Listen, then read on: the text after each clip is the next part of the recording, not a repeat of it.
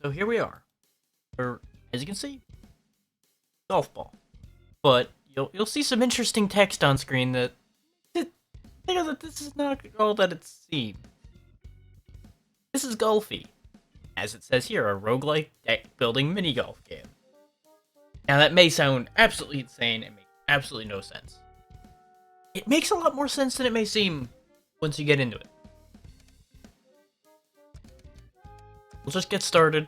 As you saw there by the coming soon tag there, this game apparently is going to get multiplayer, which is going to be unique, probably. Let's transform one of my power shots into something. Now a reroute. Not what I was hoping for, but that's okay. There's the hole.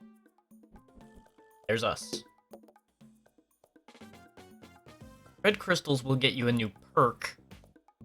You'll just permanently and passively do something throughout the run. Those blue crystals over there will get you a new card. And dots up there are your energy. You run out of this, game's over. Go back to the start now. You have this many shots to par on that hole. If you go over par, you will start taking energy damage.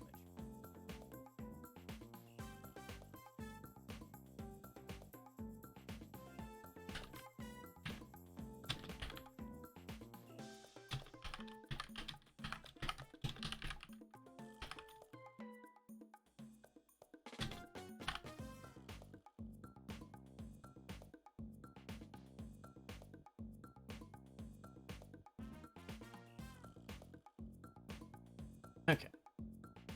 So that covers all of that. Now, your ordinary shot does not go very far at all. Basically, don't want to do a regular shot unless you're trying to do a setup or you're out of options. Go ahead and reroute first. The way the curve shot is I don't get a second power shot. Not what I was hoping for. I wanted to get a lob shot. Because I'm uncomfortable with trying to kick myself over to that red crystal. But we're gonna fucking do it anyway. We'll see that I do have a shot prediction. It's not 100% accurate, and there are perks that will get you longer range on that. But it worked out this time. We may roll into the water after getting this.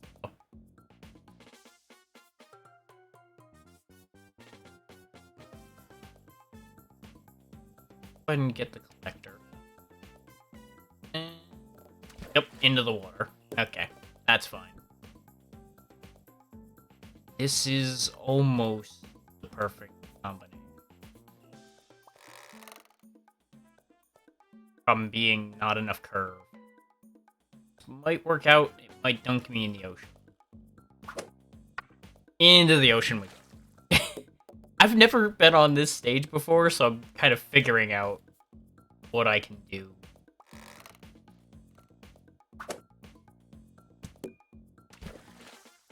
We're going in the ocean a lot already. This is going as expected. For lack of a better way of putting it.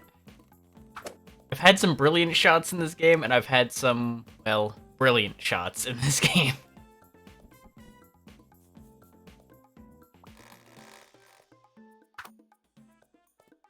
But we're still in under par, and we're not dead. That's what matters. For every stroke under par you will get extra coins.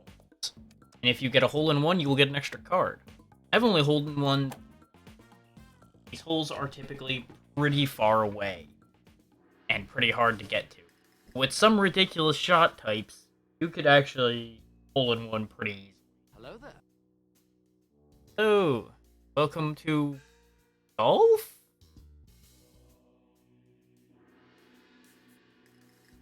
Let's get rid of this curve shot again because I don't need it. Oh, Hail Mary it is. Space. Oh, nope, that's lava. That's a lava shot. If I had paid attention when it was loading in and actually looked and realized the hole was specifically there, we could have made that. But that's okay. This is a warm-up game and I'm just demonstrating mechanics. For example, if I throw 3 lob shots on, you might think, oh, it's going to go far and high. Not exactly. It's gonna go very high. Hello, ceiling, my old friend. Hello, lava, too. Okay, let's actually, like, make it into the hole this time, shall we?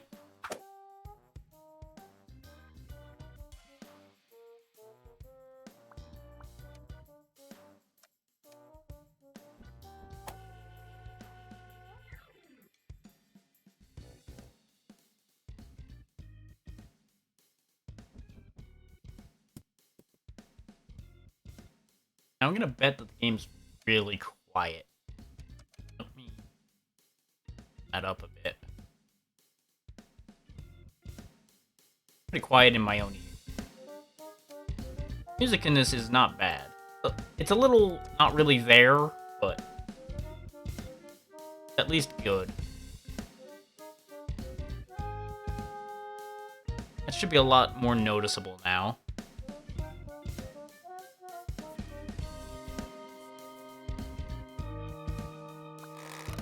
Now, realistically, you don't want to be using your entire hand every time like I'm doing. I'm doing that just because it's fun.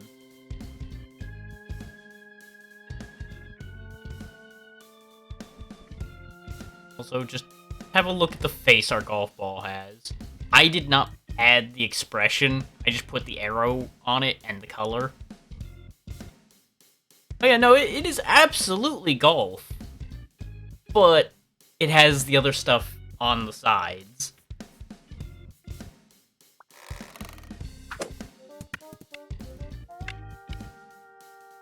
That did not quite go how I wanted it to. I was intending to land on top of the red crystal and get the perk from it.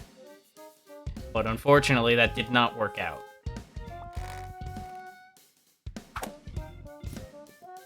And I jumped that one too short.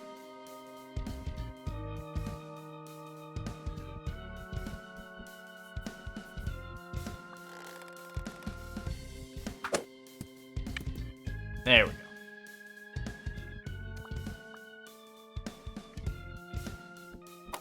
It's got your typical pull and drag, egg to shoot, and most of the physics seem to be pretty on par with other mini-golf games. You just have the extra aspect of deck management to worry about on top of it.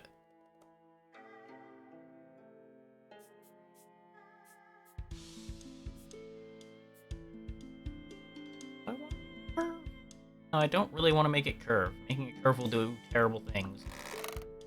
As much as I would like the coins, I need to make sure to be on target at this point, since I've only got one energy left.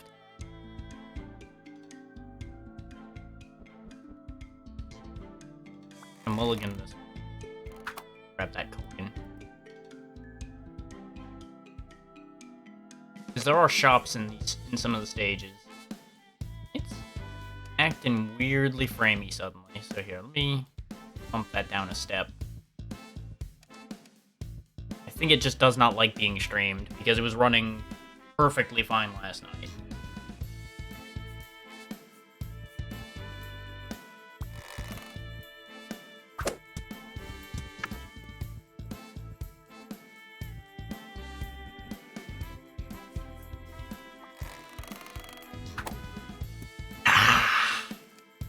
Oh, rip that run. There's a leaderboard for those who care about it. As you can see from there, that's how far I've managed to get. Most of that was, I think, coins I collected rather than distance. I think I've only ever made it like 8 stages in before I've managed to do enough goofy shit to get myself killed. There is meta progression.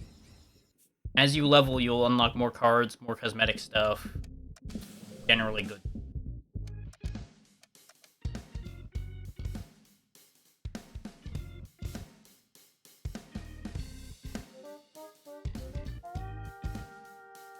Yeah, no, that's fair.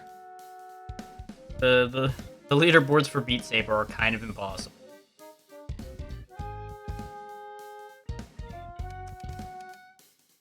So it doesn't help that there are a few people on most leaderboards that are blatantly cheating.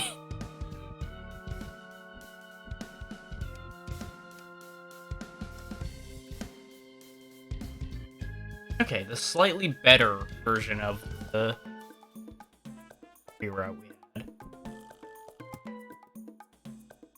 Wow, this is a suspiciously easy hole. See if we can hole in one this. Hell yeah.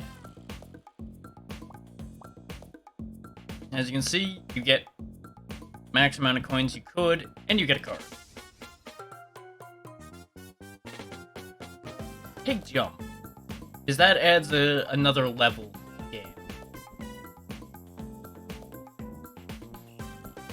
Because there's a mechanic specific to cards like jump that I'll be showing off once it comes around.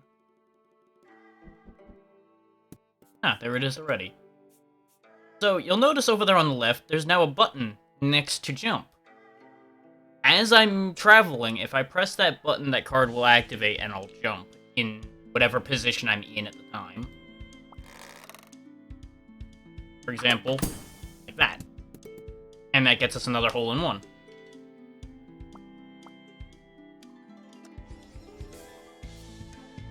And there's my favorite card, Hyperspeed. And I'm going to take it just so I can demonstrate why I like Hyperspeed so much. It is not because it's a good card. Not at all. It is a disaster waiting to happen. But it's a lot of fun.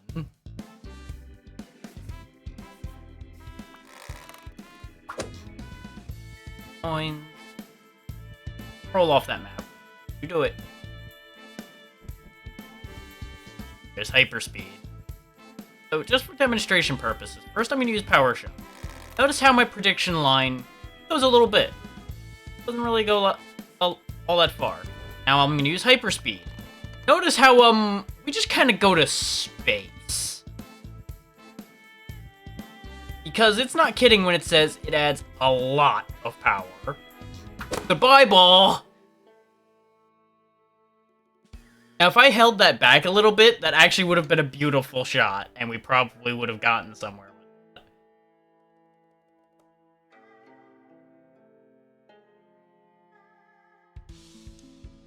But when have I been known to hold back?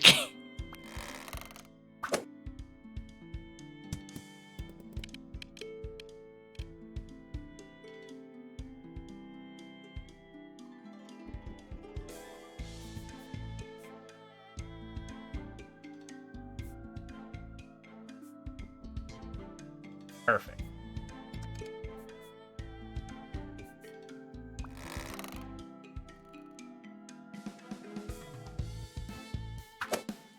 Ah! Or for that little lump in the middle of that, I could have made that with that slight curve. But I didn't happen to get enough curve. I have a plan. A bad plan. But it might just work.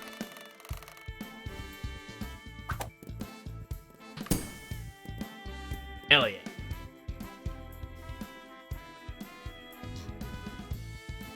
We're not gonna use Hyperspeed, no matter how tempting it is. You know what? We got an extra shot left. Let's see what happens. How many laps around this thing can I make this ball do? Oh. That did not go nearly as crazy as I expected it to. We're on the same wavelength as usual. Thank you for the bits. As you were saying do it, I was already doing it. Oh god, camera. God damn it. The camera did me in on that one. Mission failed successfully.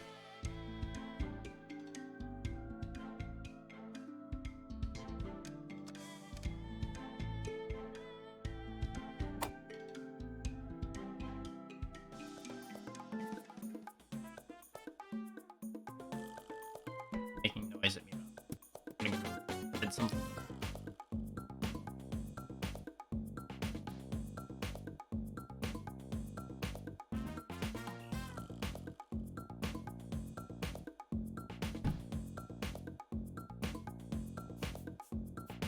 Here we go again with bad idea number 37. I have to do this fast. If I don't hit jump fast enough, we're just gonna start bouncing around. Ah! Fuck. Oh no. Oh no. Game, you know I have to. When I see that, I have to do that. That's the rules.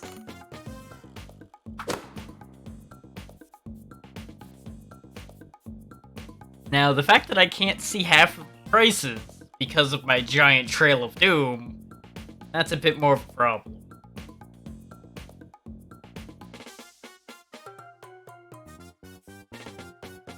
Let's just get some energy back. Yep, didn't even have a chance to pan the camera over, we were just in the ocean.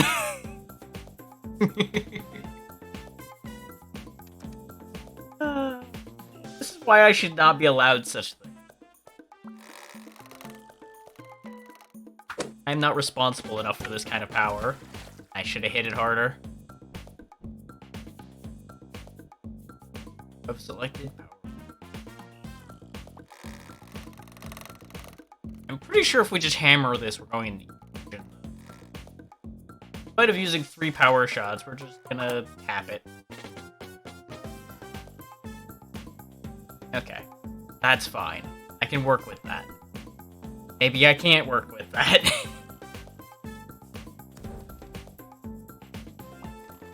Feather the hyperspeed. Feather the hyperspeed over there. Or not.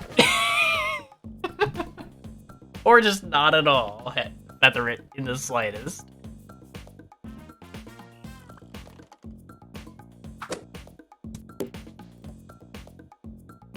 You're kidding, right? We just apparently didn't hit that. Okay. Fuck you, I'm hitting it anyway. I don't care if that throws away a shot. Quit giving me all of the worst choices in the game. Ah, now.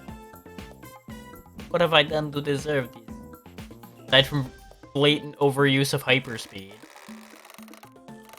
Okay, why is it going crazy here? What is it hitting? It shouldn't be hitting the post. Okay, fine. Let's... something stupid. No, it will blatantly probably get me killed. Yep. Yep, sure got me killed.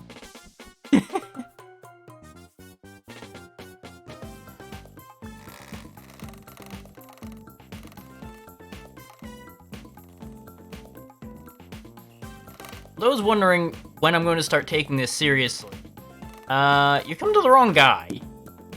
Just gonna throw that out there.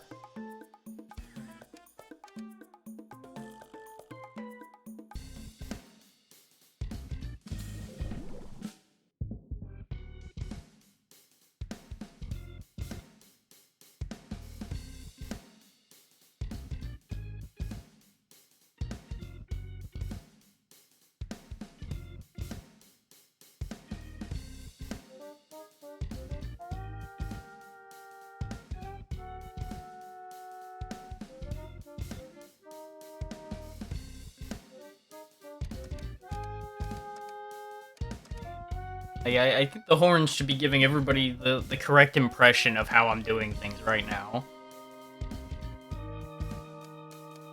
Specifically, the fact that I'm going to be smashing my head into everything. That even mildly upsets me.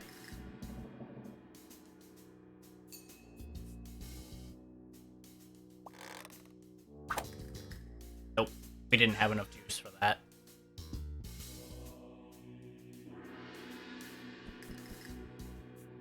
This might be doable. Bank shot.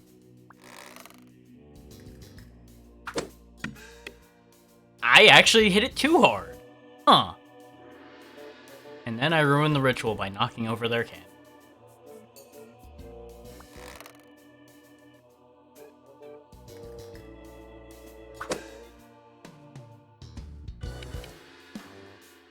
We might be here a lot longer than expected.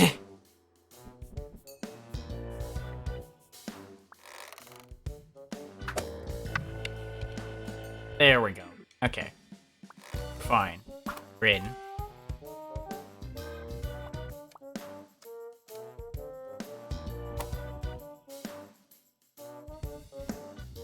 I've been enjoying this because it's goofy, reasonably chill.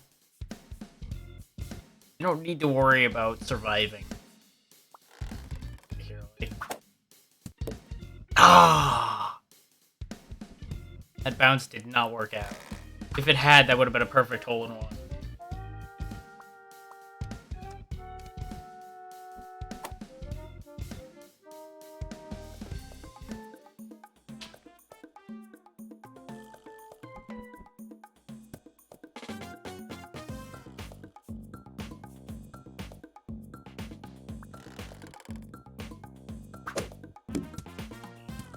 Yep, that bounced about how I expected, but I was hoping to be wrong.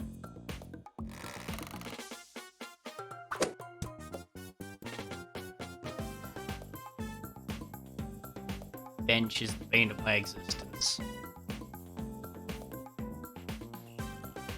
Now, if I was smarter, I'd be doing something like this and shooting sideways.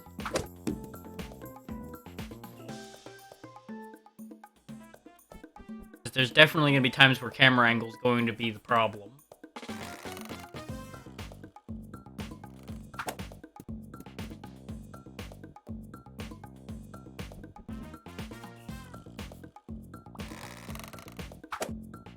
Yeah! Chipped it right in.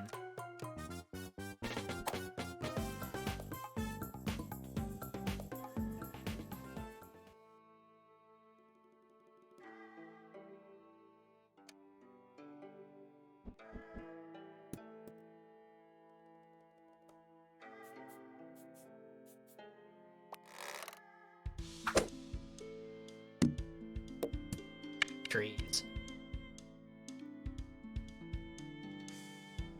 So that shot worked out reasonably.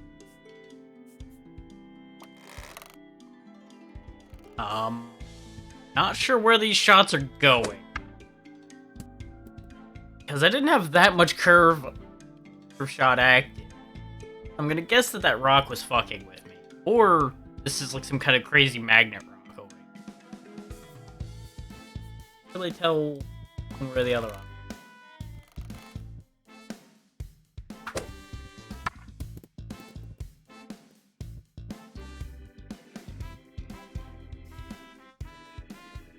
Stop anytime now, ball.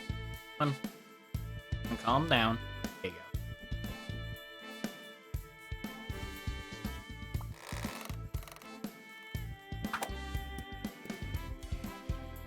Something else to note is that that 5-dot thing on the left is your heat for your ball's reactor.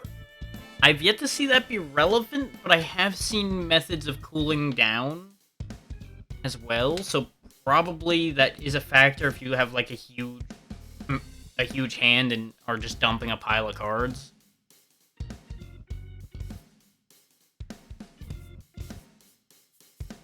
But I've yet to encounter a situation where that's a thing. I hit that tree just wrong. Deviated my path so that I bounced off of that and went.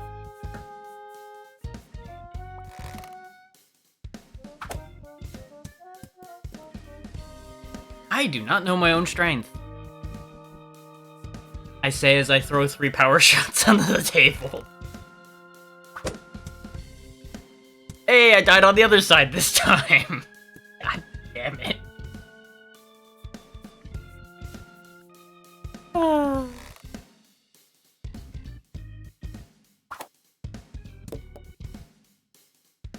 No. Thank you. If it let me play from there, I was going to be upset. If we can hit the crystal. There we go. What card do we get from that? Dumb. Dead. We might not make it off this stage because I keep doing dumb shit. But at the same time, doing dumb shit is fun. See, Now we've kept with the reactor just about, so we probably wouldn't be able to play anything else without problems.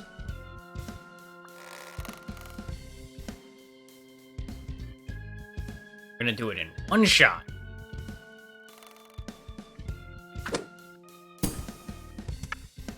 We're gonna die in one shot.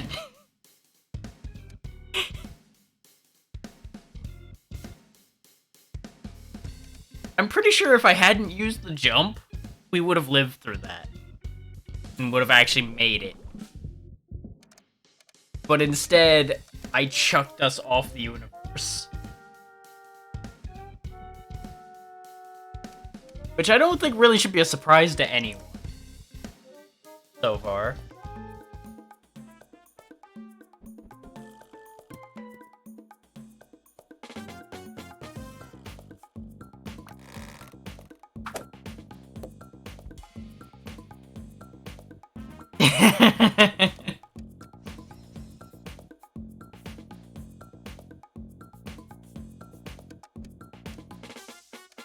The surprising thing with you for that is the fact you also like hunting them all down when you see them.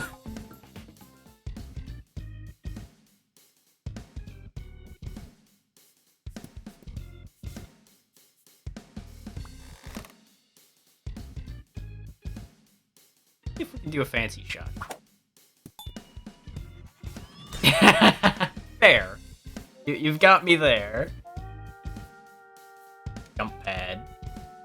The jump pad's another interesting wrinkle to things. Because how the jump pad works is you play the card, and then you can pick where you want the jump pad to be. You can put it literally anywhere, or as long as it's a flat surface.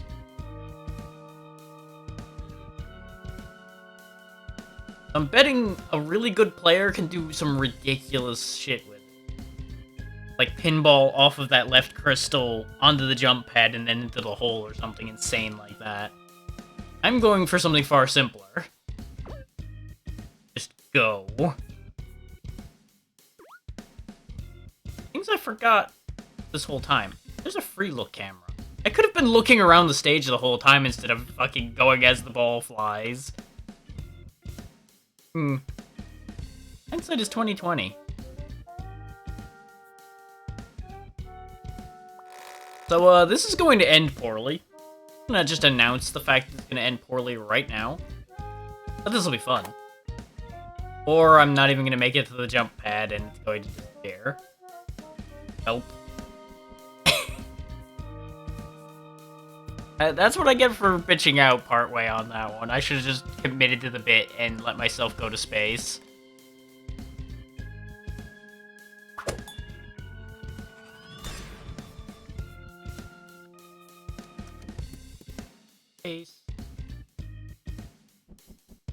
That will let you stick to any surface when you hit it. Like the side of that tree, I could stick to that if I wanted to. I'm not going to use it right now, but we could.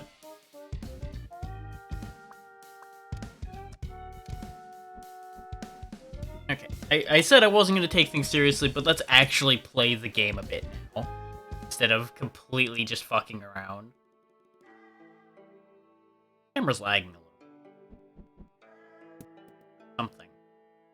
I'm not really sure what's happening with my camera. Everything on the PC is being a little strange. Which is nothing particularly new, but probably worrying about nothing.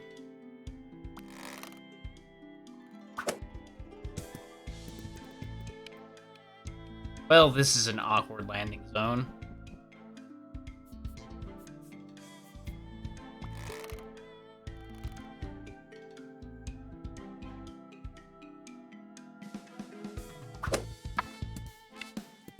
Not that this one's any better. I'm now actually between the rocks. Is my life now?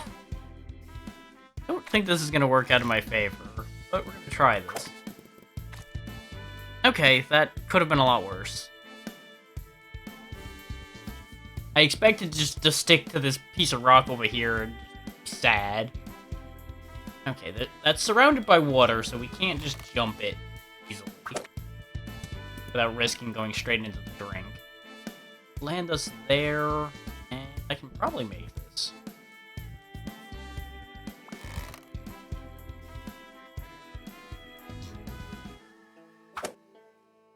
On physics. Yeah!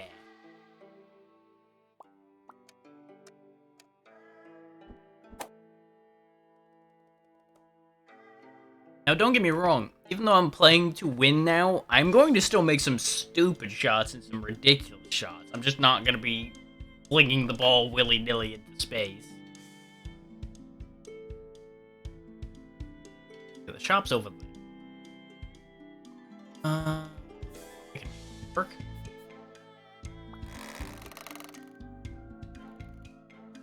Are very stuck in a hole.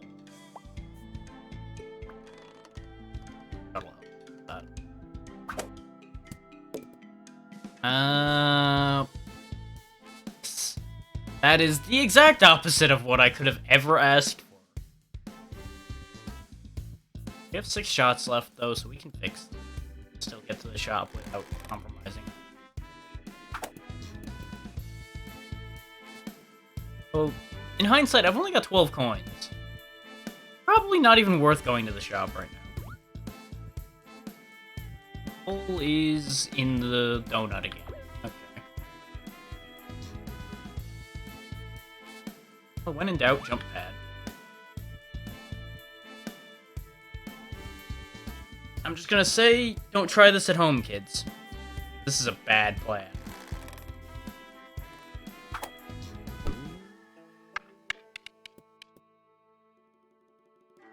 Now, I could have double lob shotted that and probably landed it on the jump pad and gone higher and further. But at the last minute, I kind of chickened out on that one. It could have gone really awry. Yeah, without any power, that shot was never going to go anywhere good. Well, we're now next to a rock and are going to have a horrible time.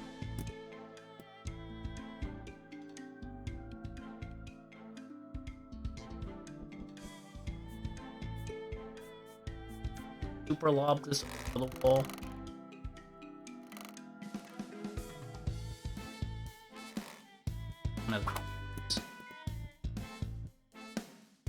Not quite as good as I wanted. I can still work. Do is you yeet yourself at that rock. Best. Perfect. You are gonna take one hit getting in. That's okay. Power shot for safety. Make sure that the ball actually gets in the hole. Now, when you get a bogey or anything worse, you don't get paid. You get nothing. Because you suck. And that's fair.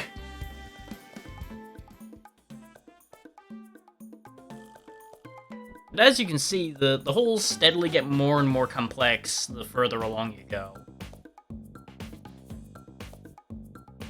That's their way of adding scaling difficulty to make it more like a regular roguelike. Get a jetpack. I haven't actually used the jetpack in this game yet.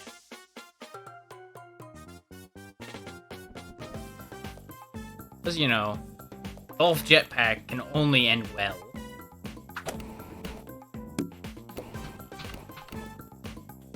I should have jetpacked a little harder.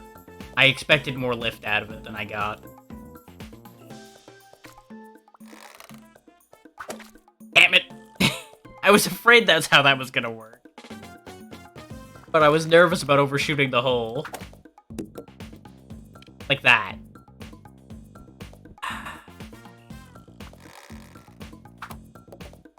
On, roll in. There you go. Okay. We're still 2 up, that's okay.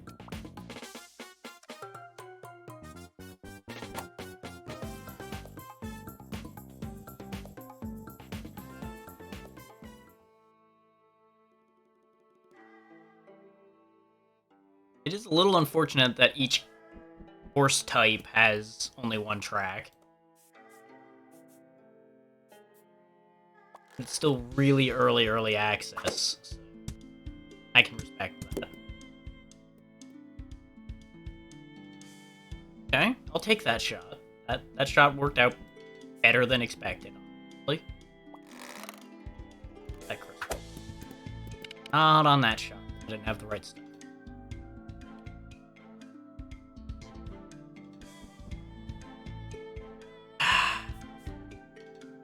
I don't know if I can make this work, but we're gonna try. I have a fear that with where I'm gonna have to put this jump pad to be able to reach it, that it's going to do terrible things instead of what I want.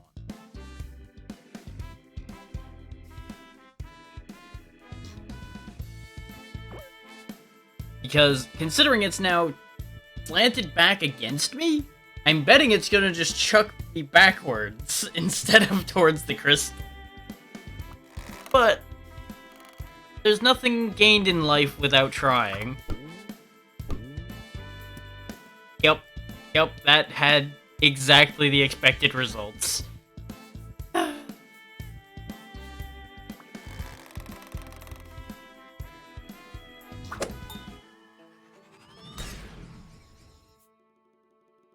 Radius, one extra shot. Get the pickup radius. We haven't really been needing more max shot. Fuck me! What the hell do you think I'm gonna do with this game? Come on now! What kind of shot is this?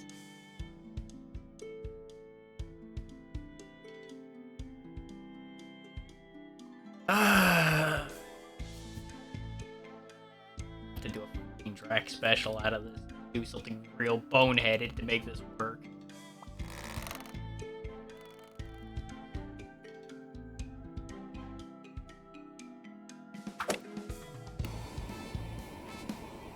To the moon! Aha!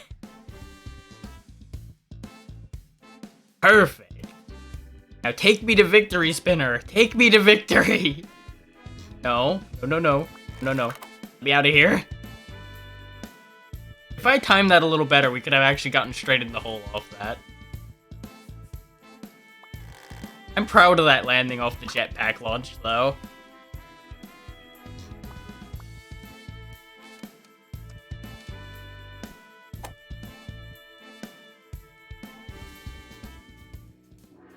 Still lagging. Such. Really does not like OBS. We'll lower it another step once it finishes loading in. That's gross. Doesn't need to be at 120. Fucking golf game.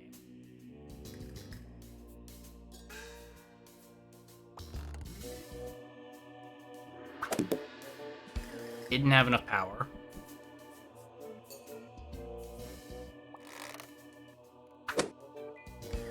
Ah! Those blades are straight just death. Okay. The last time I was on one of these stages, I shot straight through them, not even really trying to. So I wasn't sure if they were directly colliding or not, or if they were just there to spook.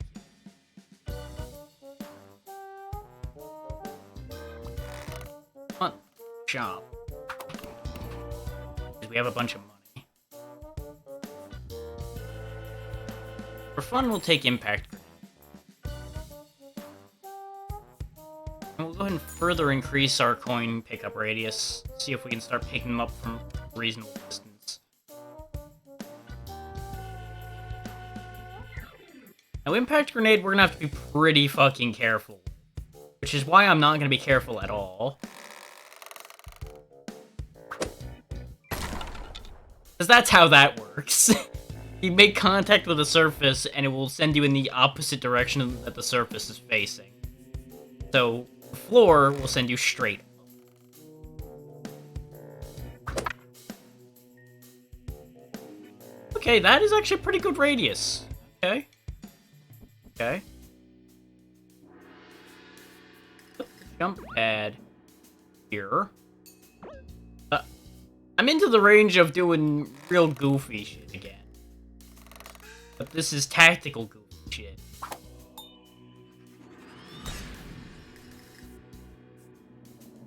I will start recharging energy for all the coins we get. Damn it, I angled it. The intent was to hit the jump pad and go around that bend with it.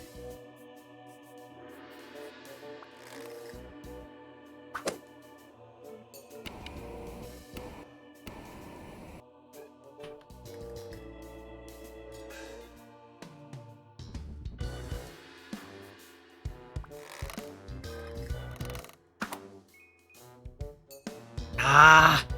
I was hoping the candles were going to be solid enough to stop me and send me back into the hole. But we'll make it in par. Which, having spent most of our coins and recouped half of them, I'm willing to take par. Not going to bother with going to where the shops are right now, though, because we're not going to have enough to afford anything of any merit. My arrival has apparently broken something on the map. Oh.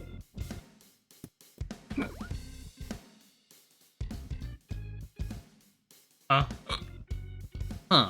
That's different. There's an elevator. I've never seen an elevator in this game until now. Do they expect me to be able to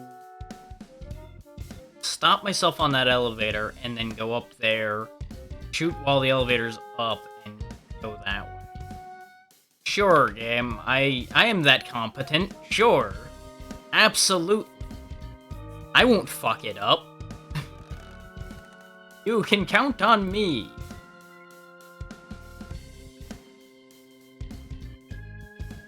As much as I want that other red crystal that's down there, that is clearly a death trap.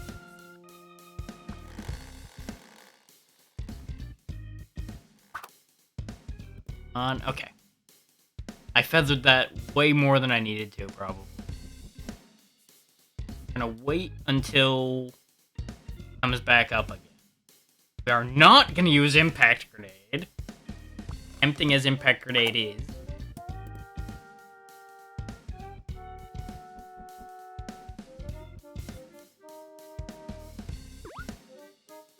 Are gonna use the jump pad.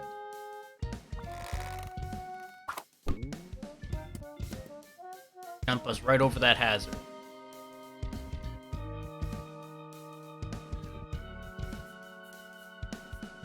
Looks like we're not getting that crystal without wasting it.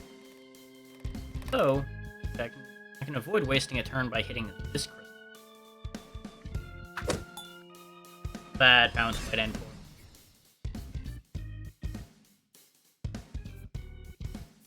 Another power. Okay, that bounce works out fine.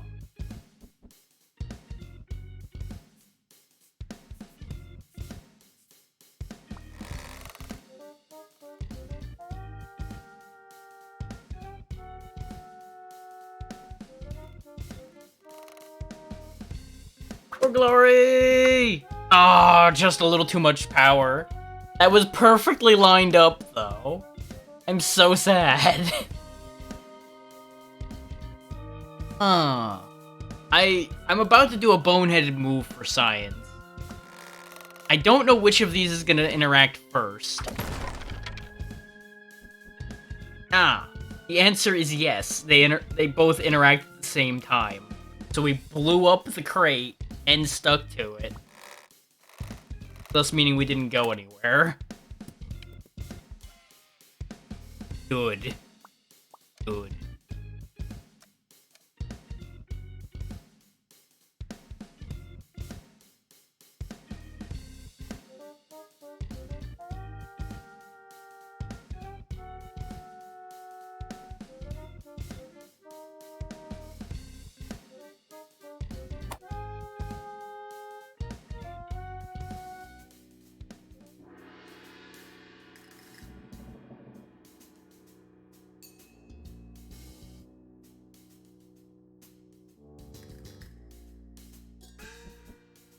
Oh joy, we're just on a pedestal, huh? I think we got a jetpack.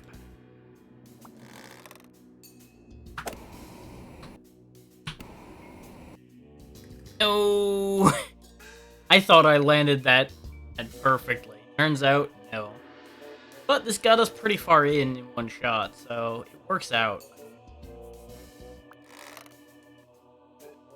No idea where this shot's going. Oh, nowhere good. Nowhere good.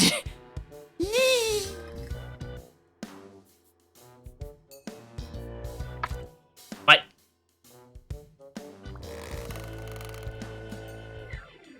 Well, that happened. What the fuck? I think I swindled myself using the sticky paste. I think that was a terrible choice. What the hell?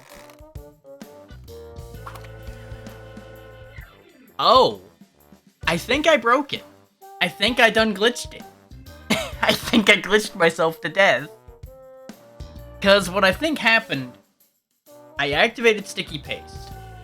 The blade then hit me, shoved me into the ground, so that every time I tried to then move, the sticky paste kicked in again and again, but since I was stuck in the ground, I was counting as taking damage somehow, I guess? That was still a new personal best.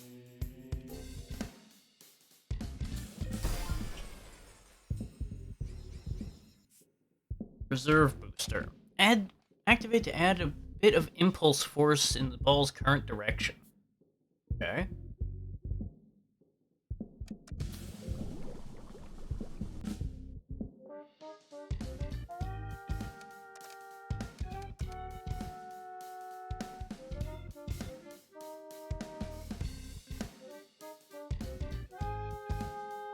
If that mustache should be a different color, I would... You know what? Sure. Sure. Now I just look like a Christmas ornament.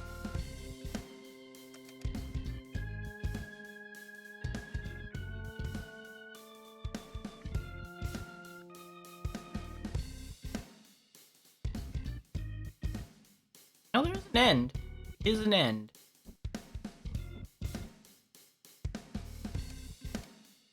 Or a random rare card. Or if it's hyperspeed again, I'm going to both laugh and just die a bit inside. Okay, it was jetpack. Okay, that's fine. Means we just do this again, I guess.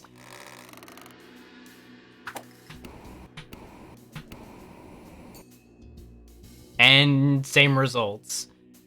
Just with less blades in my face.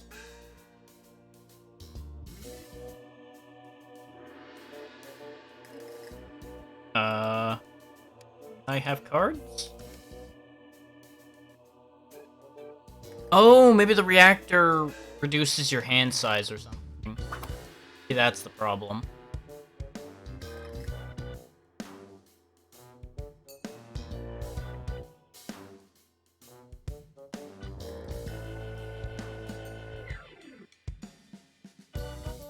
Or things might just be breaking?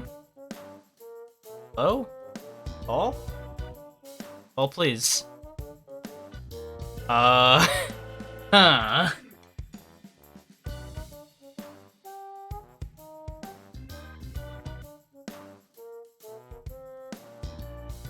think my ball's on strike. Because it seems to have zero interest in flipping back up and allowing me to draw cards and play the game. So we're just gonna abandon that run, because it's clearly a very cursed run. And pretend that didn't happen.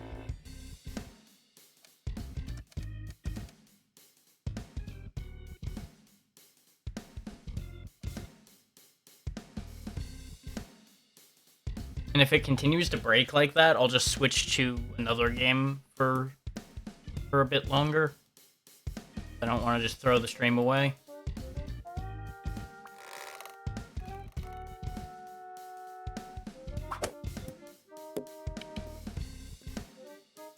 Always nice when they give you just an easy hole-in-one like that right off the top.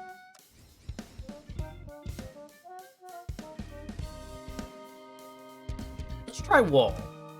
We'll start playing pool. Start bouncing the ball all around.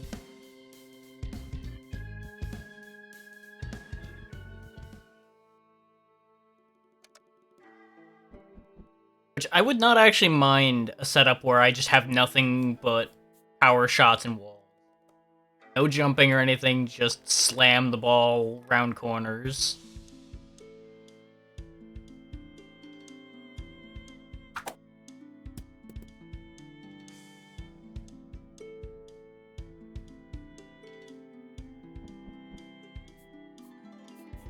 Apparently we have jetpacking.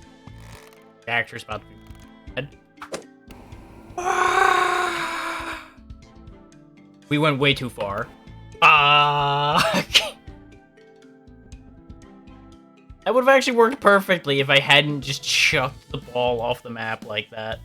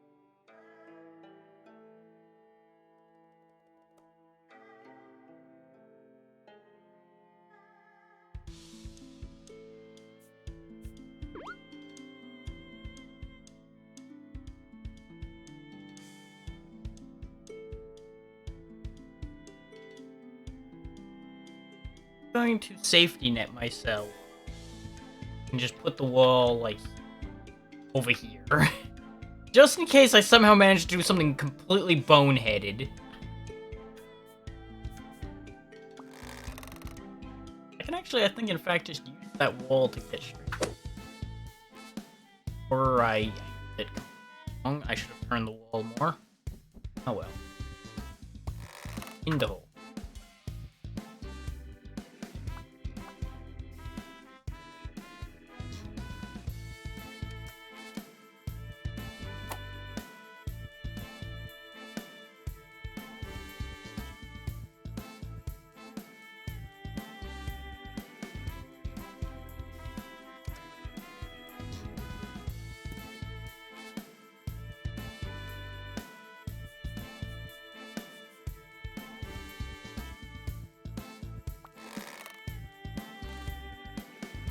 Through the tree!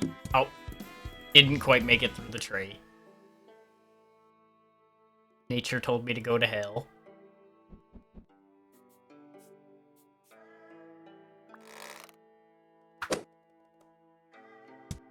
Ah, not quite enough bounce.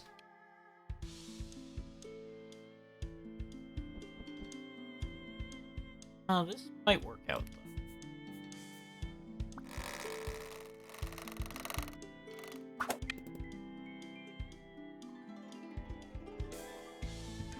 Perfect. Of course, we get no power. No power at all, so I've got to fucking jetpack hacks my way there. If you just tap the jetpack a little bit, it'll just impart a little bit more momentum on the ball.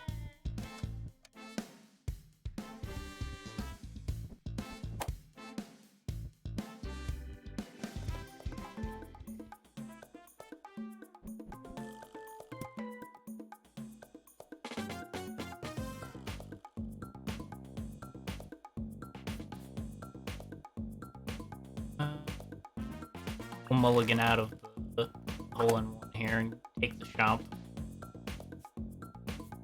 Coin radius was helpful, but more powerful starting shot might be interesting. Go ahead and take the more powerful starting shot.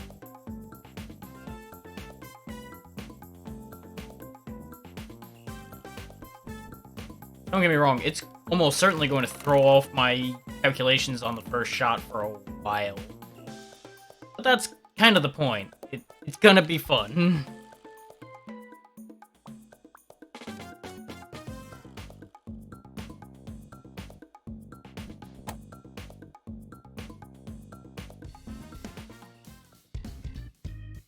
thinking about it, I could probably play this for hours, but I'm probably going to switch it up once we hit the hour mark, because I'm betting this isn't that interesting for anybody else.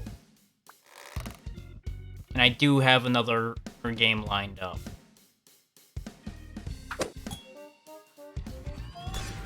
I knew this wasn't going to be the biggest thing. But it was just such a weird combination that I was like, I have to show this.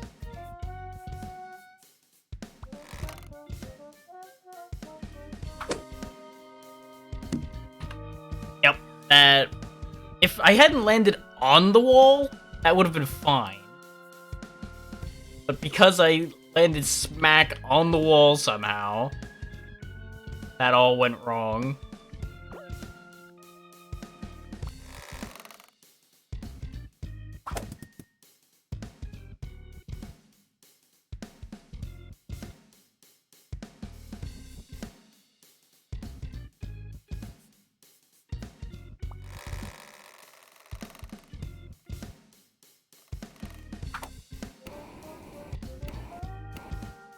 Ah, slightly off target. Like, I'm fine when I miss by a mile or I did something stupid, but when I just barely bounce off of it, it's so frustrating. I literally hit the hole, but I hit it hard enough that I fucking just sent myself off the map.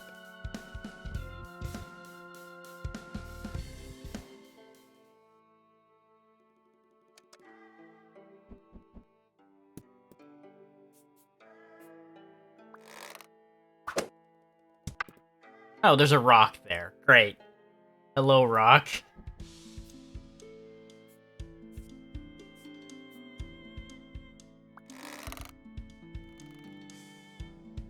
Now, what the hell kind of shot can I do? Let's go. Well, that's not much of an improvement.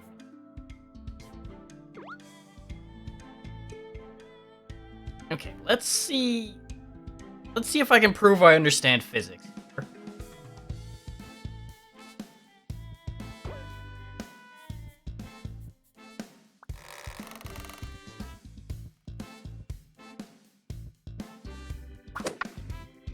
Or, you know, I just didn't even need that wall at all. I realized that when I hit the lob, I went higher than I wanted to anyway. Because the intent was I was going to lob it so that I hit the right part of this peak here, bounce off of that, hit the wall, then go across the bridge. But I didn't have the power for that anyway.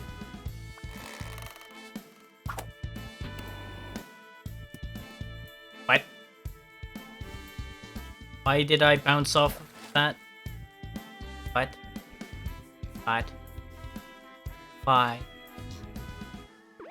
Video game, why?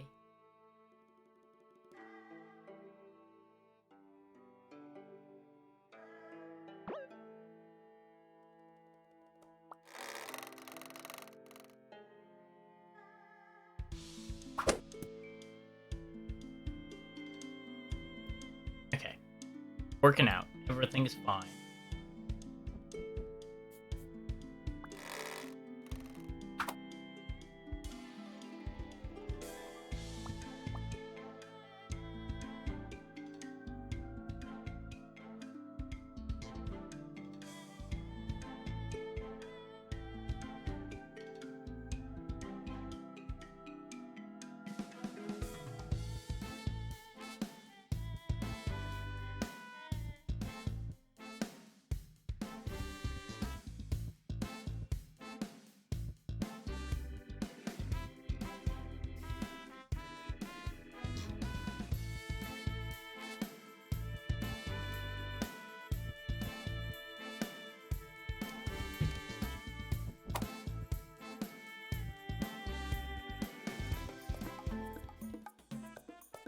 How bad is this hole gonna be? It's tree hell, but other than that, it's not too bad.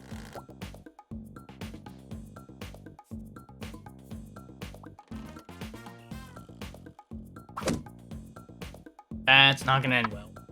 If I went a little shorter, I probably would have bounced off the rock and went back the other way. like I intended, but I unfortunately hit it way too hard.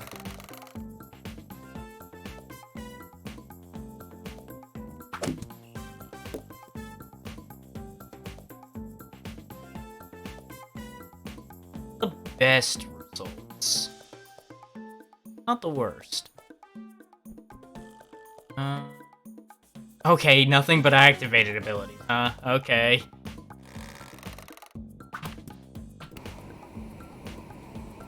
Please take me somewhere good. Workable.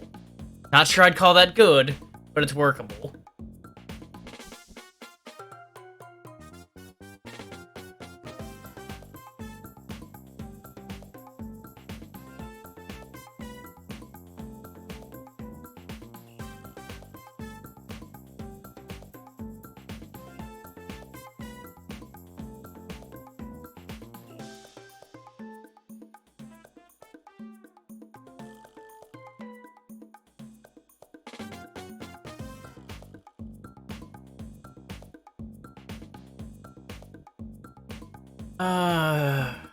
So just a handful of lob shots, huh?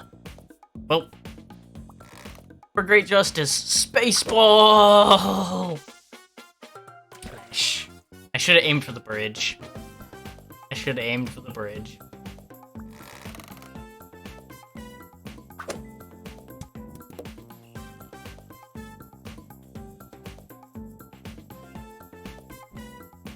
At this point that I realized we have 1 energy left.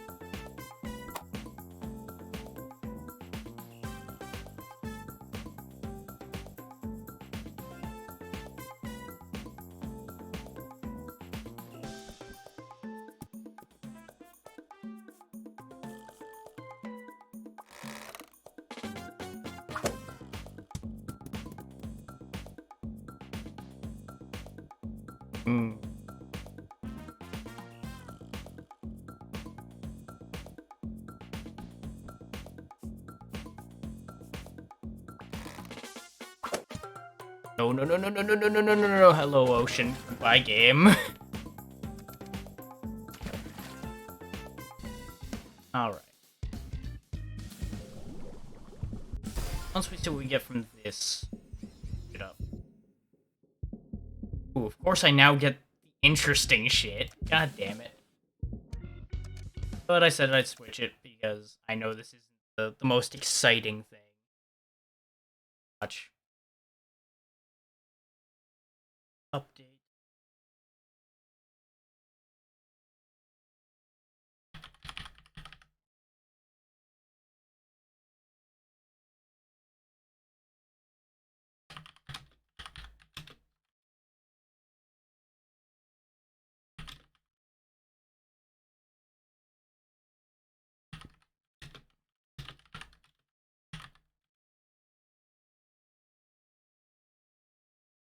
There we go, everything is good.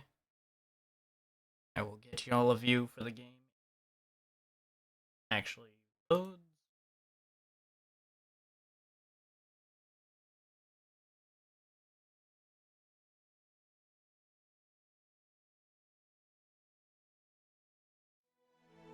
Now, I played the first game a fair bit, but I've not touched on Unexplored 2 at all yet. Because it only just came to Steam today. It was on the Epic Games Store for a while, but I didn't really want to pick it up there because I have a bad habit of forgetting that anything is on that launcher at all. That launcher's kind of a pain in my ass half the time. More often than not, I end up using it for free stuff, and that's about it. Aside from a handful of things that I can't get anywhere else. Like, I did still pick up Salt and Sacrifice on there, because I have no idea when and if it will ever actually make it over here. You might see that on here at some point as well. I'm not saying you will, but I'm not saying you won't. I've not played this one at all yet, so expect some bad things to happen. And I can already tell this is wildly different from the first game. Draw a weapon. Right hand, left hand. Okay. See that thing wants to shoot me, so that's concerning. The shield. Stab the rat. Okay, it's the same combat type. The actual attack, the aiming, and everything is the same. It just actually has art now, instead of being very flat at image. Probably need to break these in order to...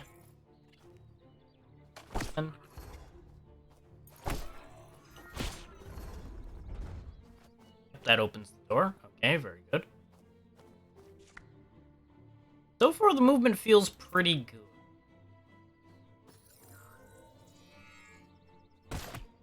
Okay. Ah, it blinks before it attacks. Okay. My ass kicked by a goddamn training dummy. Oh, no wonder I can't attack. For the purposes of teaching you to parry, I guess.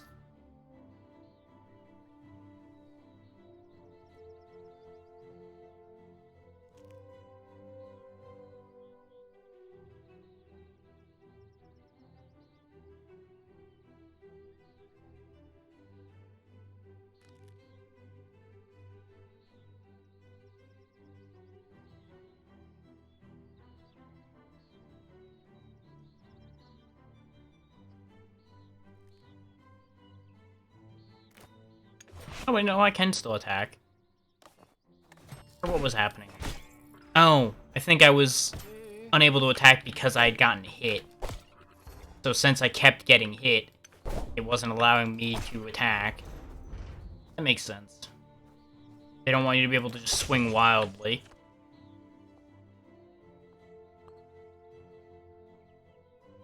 Okay, heavy attacks, break, block. Got it.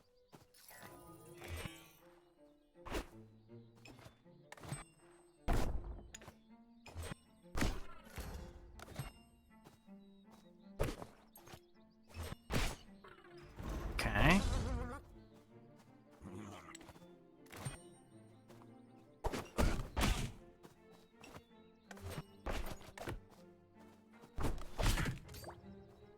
I've wounded him. Got him. See why reviews were saying that the combat in this is real dangerous. Because you can't just mow over an enemy, you have to actually fight.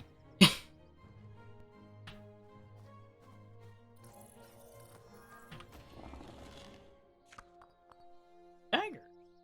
Okay. Power attack throws it. Hey?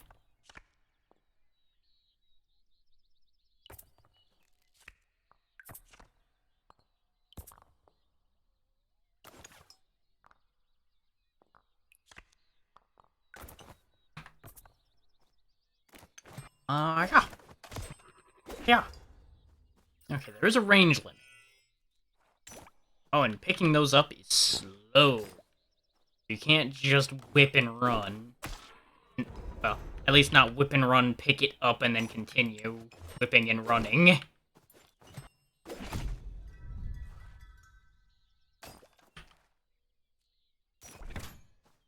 Okay, these rats are aggressive. There you. Acha! Fuck.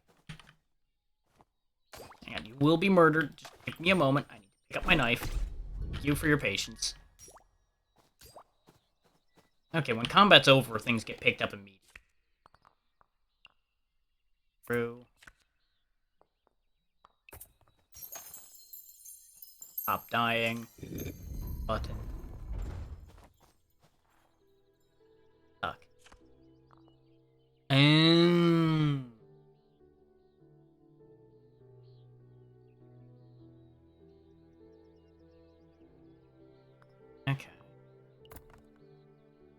Try to open. Druism, make an effort. Improve your chances at passing the test. It adds 3 success fortunes to the also make you fatigued. Selecting this fortune will apply these effects and the test will progress in the next round. Also choose to draw an extra fortune to increase your options, but this has a cost. You will lose 5 sparks. First extra draw of each round will also add a negative fortune. So it's gambling. Got it. Since this is tutorial, I'm gonna go ahead and take the fatigue to give us the best odds of just getting this over with. After you've selected a fortune that is not a success, failure, or other outcome, the test goes to the next round. All unselected fortunes are returned to the pool, and depending on what you choose, a number of success fortunes have been added. Next, you'll automatically draw 1 new fortune. You keep playing in this fashion until you choose an outcome fortune to test.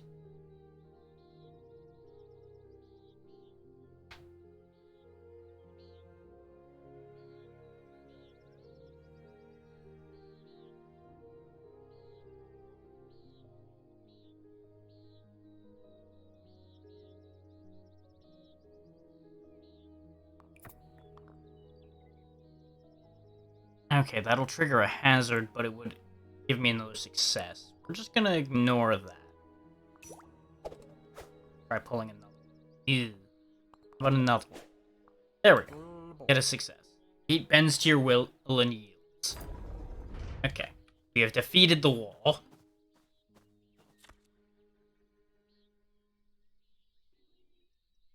Okay, so we've got like a sneak.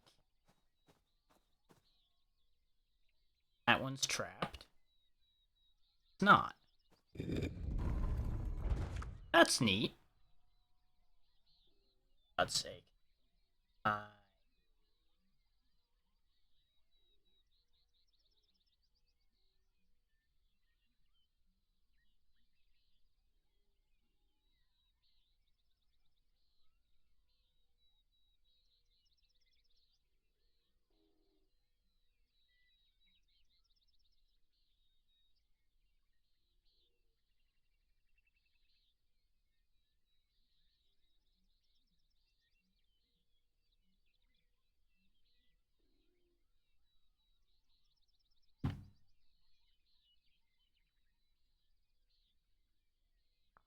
Next room is guarded by 2 sensors. If they detect you, they will close the door on the other end of the room. Stealth to proceed.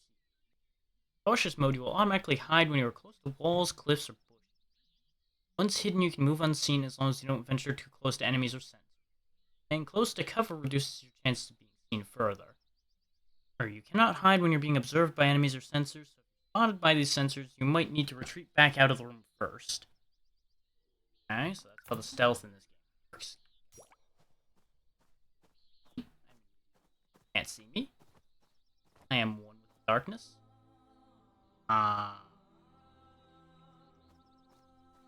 Go the other way. Gotta go the long way. I am just a part of the wall. You can't see me, I am just a gray blob. From all sight, even in plain sight. My stealth is strong.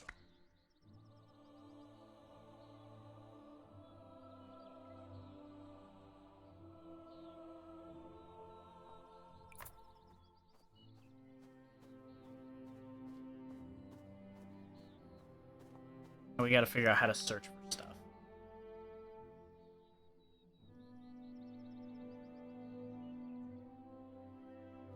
Yeah, this one popped that it had something. Iberian Glimmer. Okay. That certainly sounds like a thing, and I'm assuming that to open this. There's small key. Or not. Ah, the key's in the well. Okay.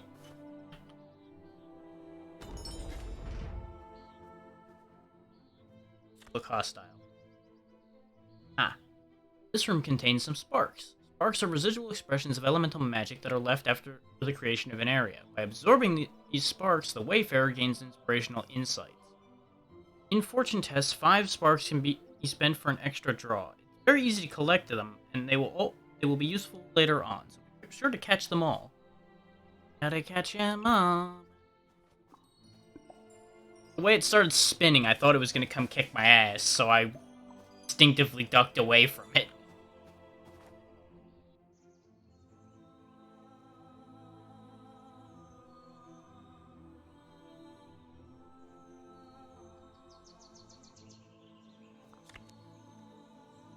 Have camera settings. Okay. I like this.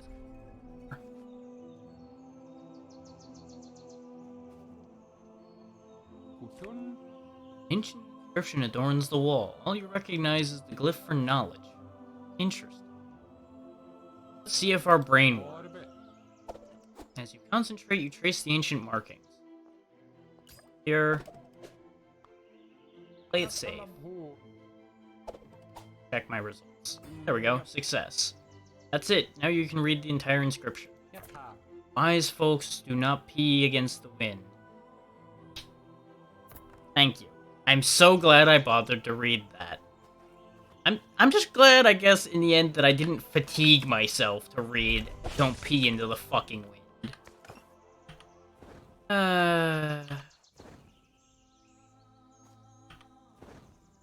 Give me this.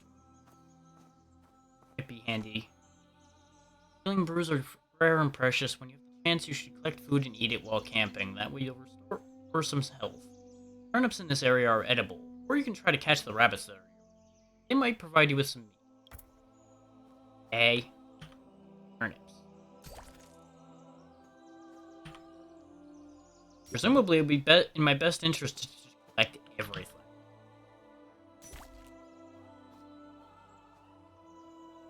Get rid of this.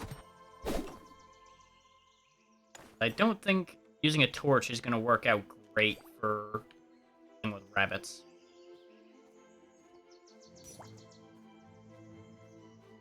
Sure how I recovered that torch I threw off the universe, but you know. Up on it, or am I supposed to hit it? Assume hit it. Yep, hitting it was the correct answer. Nice of the rabbits to bag themselves up after I hit them. Now, what does that text say? Oh.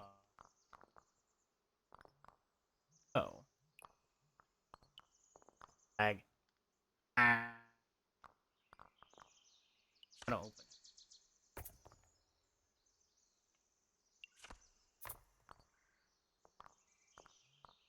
I guess it's just in there now. I wanted to read what the text for the meat said, but I guess we're just never gonna know. Looking for the Staff of Yen. Oh no, we have. Do we or don't we? Hell. Doesn't matter. We'll figure it out later. Let's see. Presence reflects how easy it is for the forces of the Empire to locate the Wayfarer. It changes every time the Wayfarer uses the Staff of Yendor to cast a spell, or when the Wayfarer journeys through specific hardships. So I guess we do have the Staff of Yendor, and they're trying to get us probably because we have the Staff of Yendor, and they want it? Because it's magic? Casting a spell once will change presence to a specific level. Frequent use of a spell can push presence up one extra level. The higher the presence level, the more frequent Imperial forces are encountered and the more powerful they will be. Presence is removed when the Wayfarer arrives at a new destination on the map, but only if the Wayfarer manages to avoid gaining presence on the journey. Okay. The Empire is a hostile force which is dedicated to taking over the world, as you'd expect. Every time a Wayfarer dies, the Empire takes the next steps in their conquest. Whenever the Empire conquers a region, the land transforms into a bleak wasteland. Agents of the Empire can be found causing trouble beyond its borders. The Wayfarer might encounter spies or encampments of Imperial troops almost anywhere. If the Wayfarer manages to root out these forces, the Empire's progress could be stalled. If the Empire ever reach Haven, the final run is triggered. The final run is the last attempt that can be made to finish the main quest. To die in this run means the world is lost. So we have a time limit. Okay.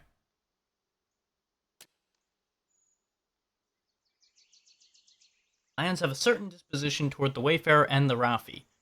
Most clans will initially be neutral, their settlement has restricted access, but all their services will be available. Angry clans will limit access to the settlement and services, and when a clan becomes hostile, all the clan folk will attack the Wayfarer on sight. Wayfarer can attempt to improve relationships by conversing with a clan leader. Wayfarer needs to offer a suitable gift and pass a fortune test to be successful. Friendly clans will give aid to the Rafi by allowing a Wayfarer to be recruited from their ranks. These Wayfarers have access to clan-specific backgrounds, equipment, and other benefits. Alliances bolster the power level of the clans and the Rafi, making them more resistant to Imperial incursions. So that's probably all relating to meta progression. Hope reflects the Wayfarer's willingness to undertake the quest. There are 4 hope levels with 12 hope points. Each hope level is connected to a certain trait which provides benefits to the Wayfarer. Traits are picked during character creation. Enduring certain hardships and effects during a Wayfarer's adventure can cause hope point loss. When all the hope points of a level are gone, the hope level and its associated trait are lost.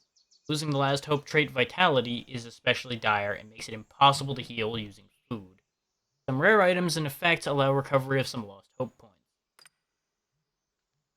When the Wayfarer dies, not all progress is lost. A monster den remains cleared, a befriended clan remains friendly, and even some items the Wayfarer found might be passed on to their successor.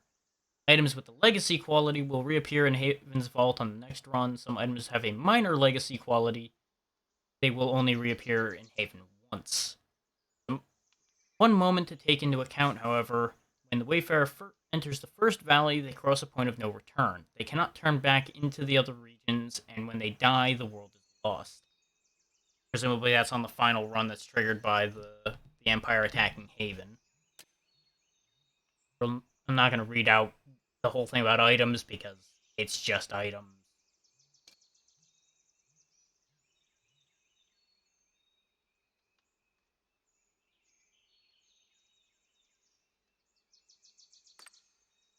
These might actually be worth reading. Accomplishments, performance, and progress of the Wayfarer are measured in deeds.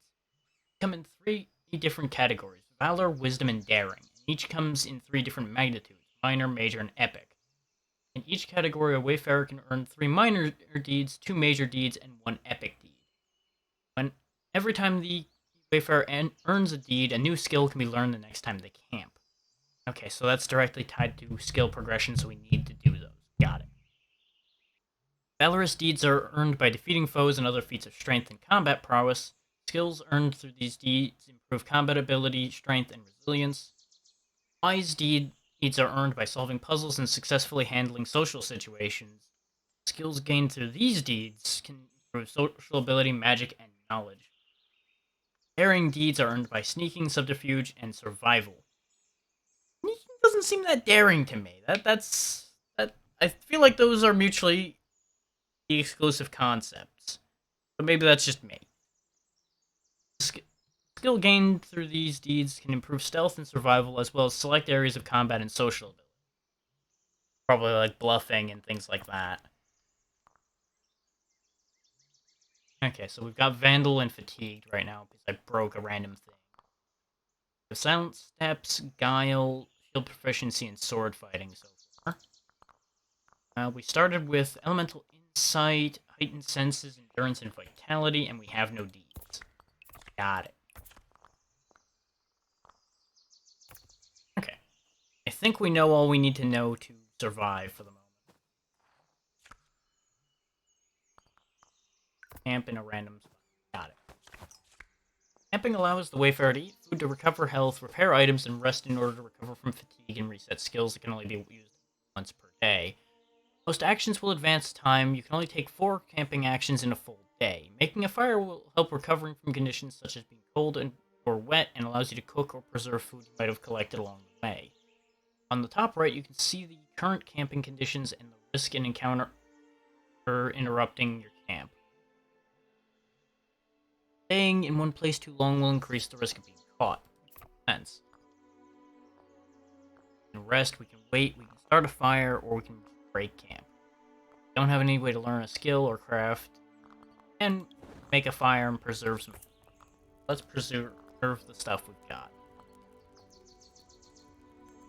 That would...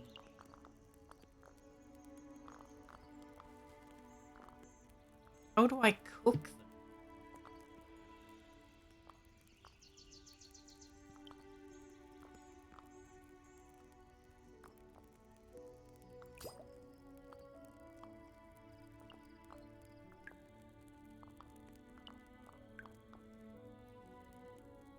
Apparently I can't preserve the other food?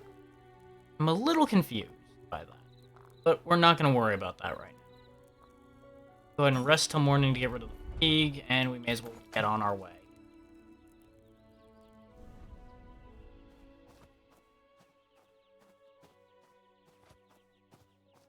Oh, well there's the Staff of Yendor. Da-da-da-da.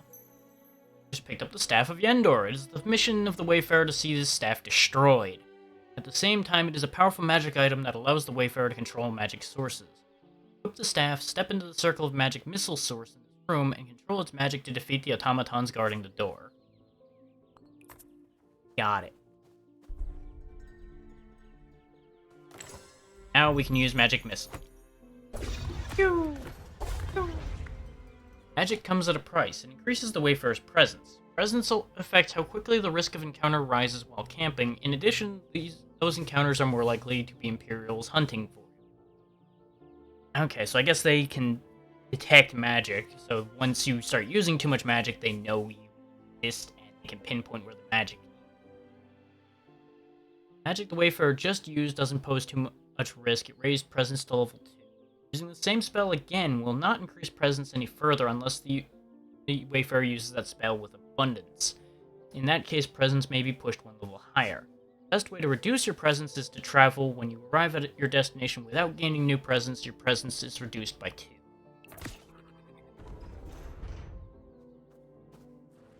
Investigate.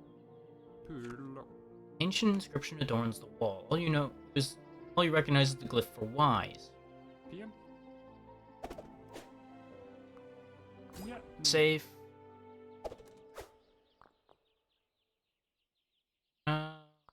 Another one. Rare opportunity. Sure. You are struck with a sudden insight. If you decipher this inscription, you'll be able to read all inscriptions in this area with greater clarity. Sure, I'll take my time. Transcribe it, and success. That's it. You can now read the entire inscription. Wise folk don't write on walls. Yeah, fair. I feel like most of these inscriptions are just gonna be smart-ass remarks that are gonna upset me. Okay, this is a magic missile.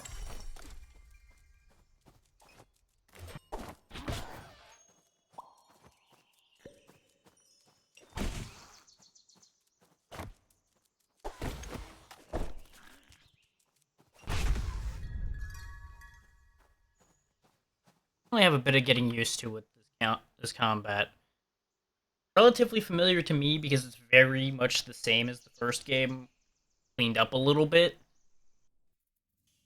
So it's a little more visually unclear because there's, more graphics to look at. This dark cave is the last area in this tutorial. Use the Staff of Yendor to light your way and use magic sources in this cave and to deal with the hazards you might encounter. Somewhere in this cave is a shrine dedicated to Raph. To conclude the tutorial, you will need to find that shrine and make an offering there. Okay, so if they expect me to use the staff, I may as well actually use the staff. That gives me the spell of Forest Friend. Okay. There's some lockpicks, of arrows, torch, Forest Friend. Spikes. Got it. Escaping. Sometimes you might find yourself lost, stuck, or outmatched. In that case, you can always have the option to retreat. Retreating will take you back to the current level's entrance. If you want to retreat, simply clear your hands, F, and hold right mouse for a while. It might just save your life. Good to know. There's always the tactical get the fuck out. I probably use Forest Friend to blow up the stone. Yep. There we go. Oh god! Yep. Remember, actions have consequences.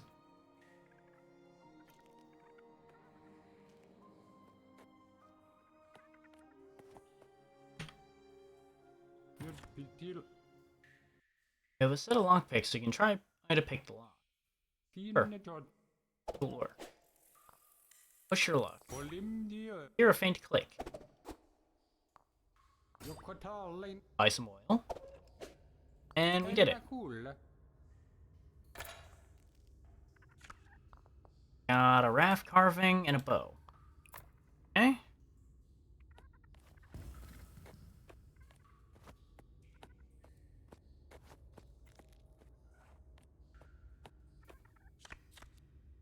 All the messages.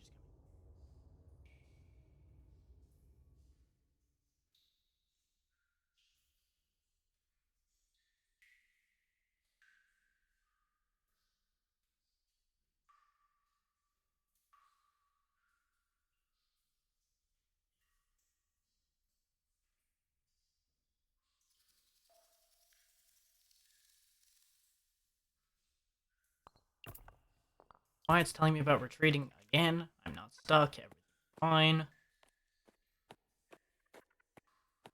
Still has the sound on the edges of the screen too, like little sound subtitles. Like you see there on the edge. These things are making that noise. Gate is barred. You need some sort of lever or button to open. Okay, gotta go elsewhere.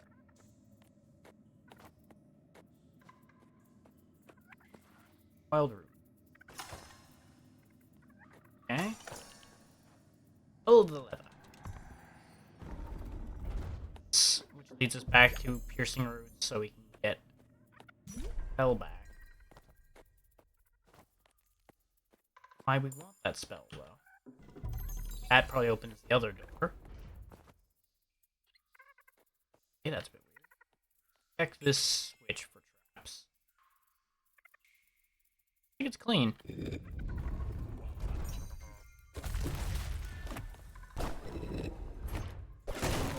Face the power of stick. Okay, so if we lose our weapon somehow, it would appear the Staff of Yendor is a great whacking stick. Come here, you. Beat you to death. Magic staff that you guys want so badly. Oh, those are dangerous. Got it.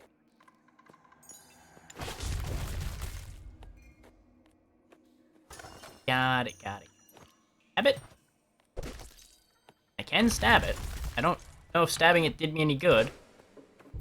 Ah, I can acquire piercing roots from it. I'm confused.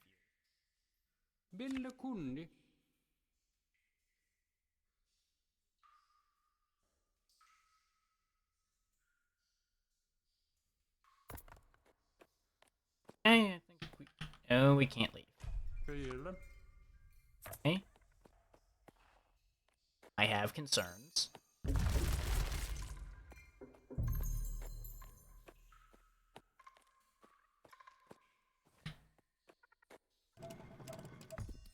I don't think that's how that's supposed to work, but, well, we did it that way.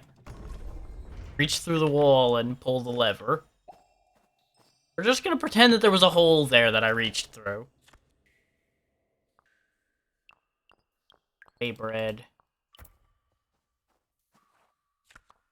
Oh, that's why I didn't see the meat before. There's a small item and a bulky item section, and I'm just not paying the best attention, even though the game did tell us that there's bulky and small items.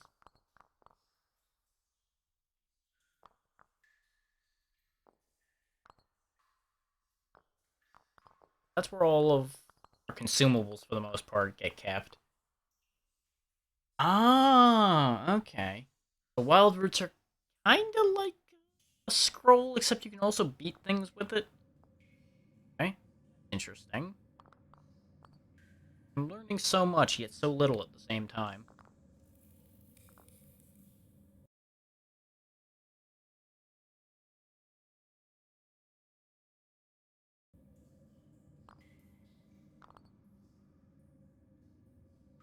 Ah, okay. The bow can ignore shields. Well, this is a shrine dedicated to Raph. Leaving a tribute of food here will likely invoke their blessing. For turnips. are inspired. Well done, you've finished the tutorial. You're now ready to create your own Wayfarer and embark on your quest to destroy the staff of Yendor. Da-da-da. Adventure, Standard, Wayfarer, Elder, and Previous Difficulty.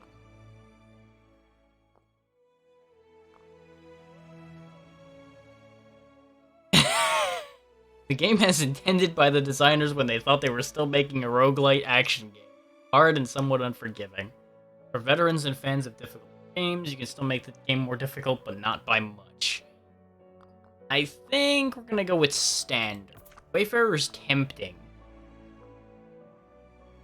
But I don't feel like kicking myself in the ass too badly.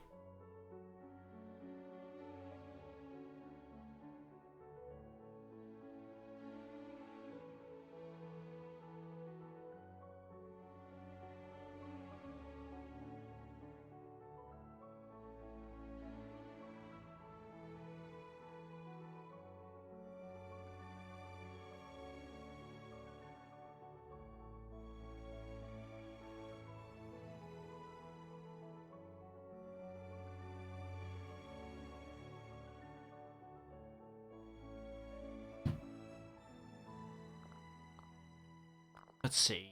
Start with extra health. Can't be killed by hazards. Camping. Farming. Less combat. Character starts with a stasis spirit that allows you to stun and immobilize all nearby enemies once per level. Extensive library. Extra sparks. Legacy item. Sigil. Sparks. Harder. So harder world. Random difficulty. Eek. Let's just go with standard results right now. Easy world, low risk traveling. Don't need to make it any harder or easier.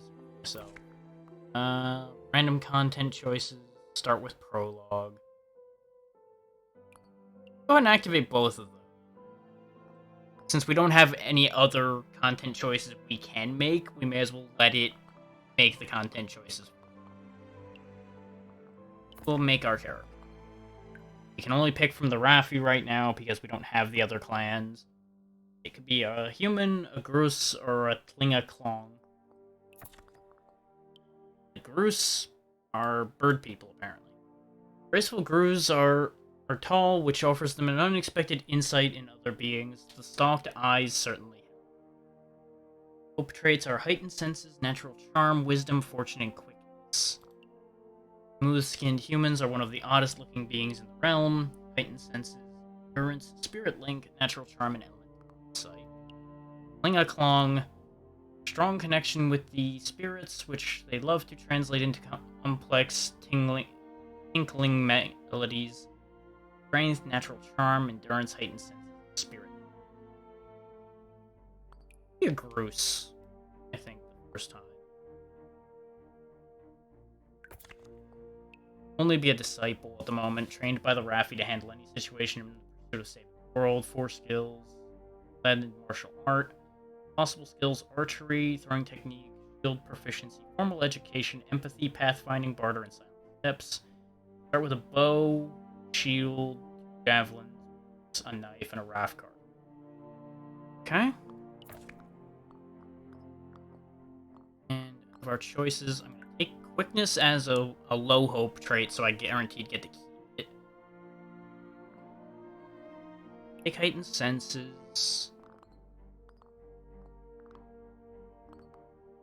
And I think on this one I'll take natural charm to help me with social situations.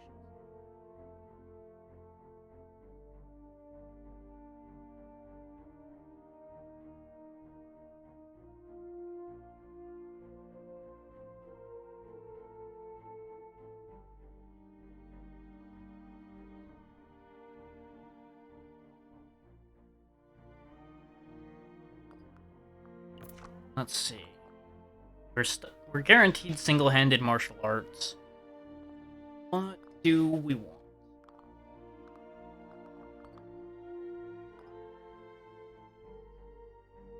I'm gonna take throwing technique because I think that'll be fun. Since we already have a bonus to social fortune tests, let's take empathy and just go all in on social. And I'll take barter because I'm betting things are going to be expensive. The rest of these don't sound like they're too powerful. We could take a well-made sword or a well-made mace with us, but we've already got so much stuff. I don't think we need it. We can leave stuff behind, though.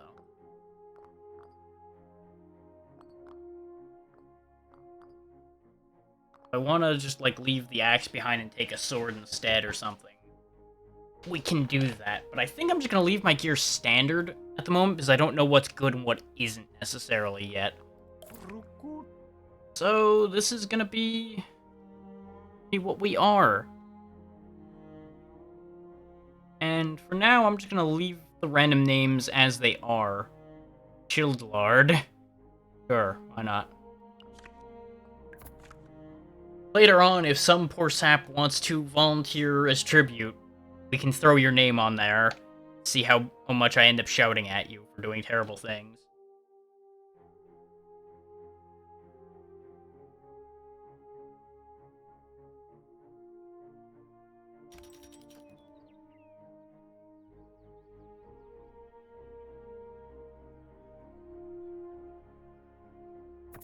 Okay, the world has been built.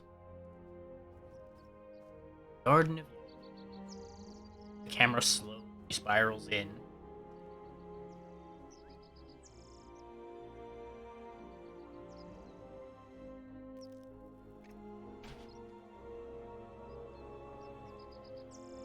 Just staring at the magic stick. Nope. Without a word, we just stuff it in our pack.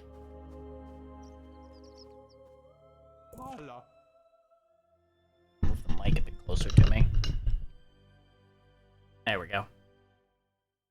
This gate is barred, but markings on the statues flanking it indicate that it would open if you bear a raft disc. I don't have one of them.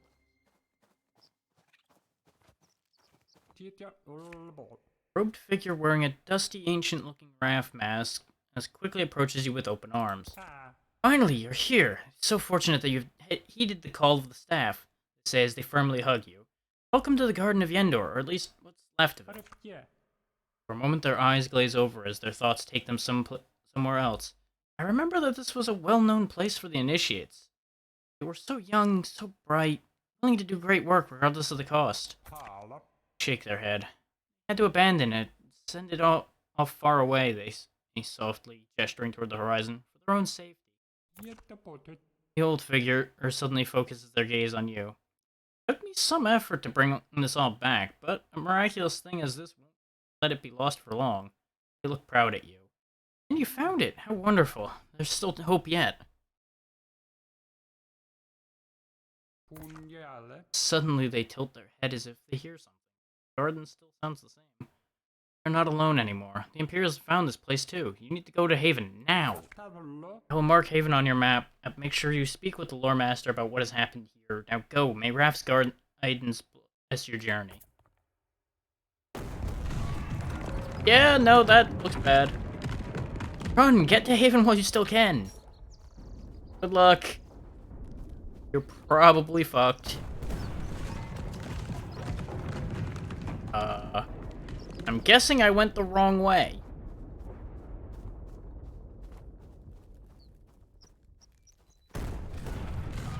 Yep, we sure did go the wrong way. Road to Haven. So glad Haven's so well hidden, considering we got a sign fucking pointing towards it. Ruin, Crossroads. Adderstein. Challenge level 1, some hardships and some encounters. The windswept plains and the Adderstein levels stretch to the horizon, offering stunning vistas with unknown mysteries hidden in the shimmering distance. Keep in mind that creatures are visible over great distances. Stealthiness is invaluable in order to keep a low profile. Common hardships gain cold and +1 presence.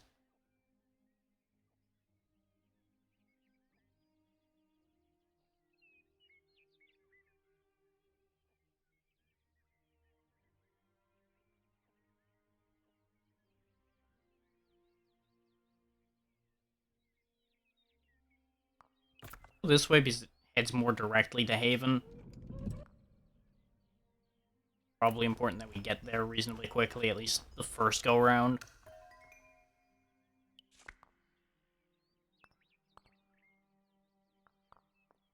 Let's explore this area, though. Since there's an opportunity to get food here, we probably should start stocking up a bit.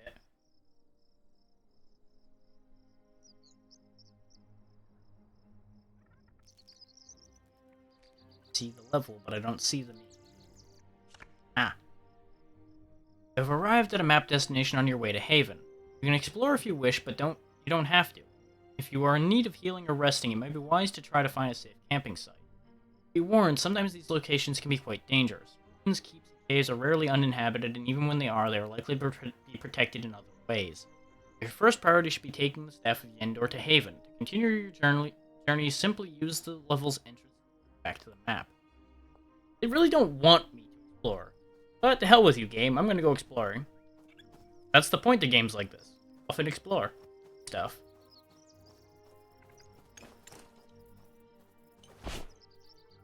Okay. They are not being violent, they're just scuttling around.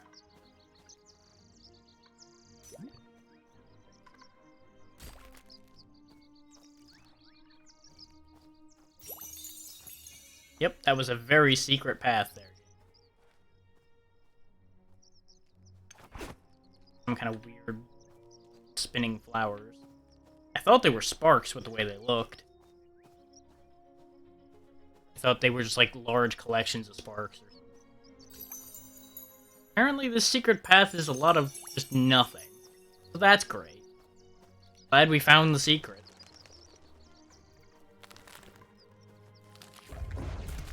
Nature still wants me dead.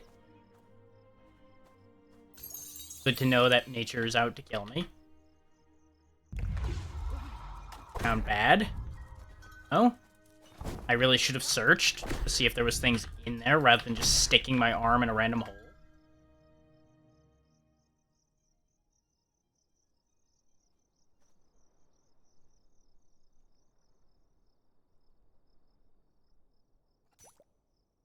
Apparently my searching is not getting me anything?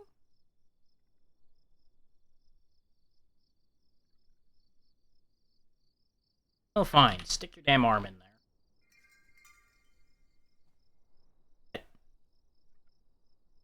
I guess that's meant to lead me to something. Oh. Eat up. Oh. Have spear.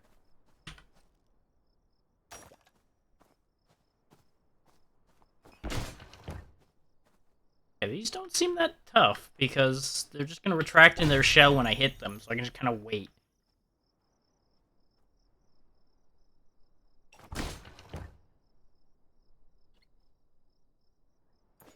I'm going to assume that the red circle underneath it meant it was either one of two things. It was either something tougher or something that was absolutely hostile, where the yellow things might have been like unaware of my presence still or something, and that's why they were spinning rather than fighting. Like, this place has a lot of not much going on in it, though, aside from the turnips and those couple fights. I guess we may as well get our ass out of here and go on to Haven. Which I guess is why the game was like, hey, don't waste your time here. It's stupid. God damn it, I'm gonna be stupid. And we had an encounter immediately. Oh, this doesn't look like a bad thing, though? Hang on. Gotta wait and see what's actually happening.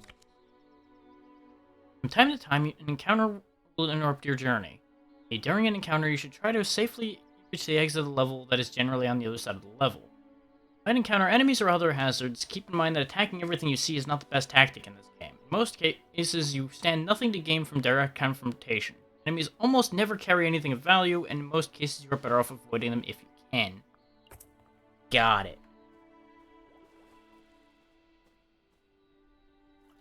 Which, considering we're basically in a take the ring to Mordor situation with this staff, it only makes sense that we want to keep a low profile and just run for our damn life.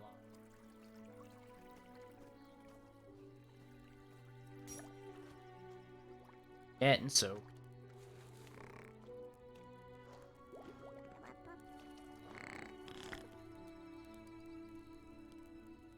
This person's breath steams in the cold air. Who are you? I don't like the looks of you. These guys look like they mean business. They respectfully compliment their presence. Judging the delicate balance between showing respect and sucking up to them, you gently incline your head with hands folded. Nice, okay, we solved this. Okay, you pass if you must, you're not worth staining our blades. Okay, so... avoided violence. That's probably their stuff. Let's not. A mount? Pack mule? Something like that? Just go.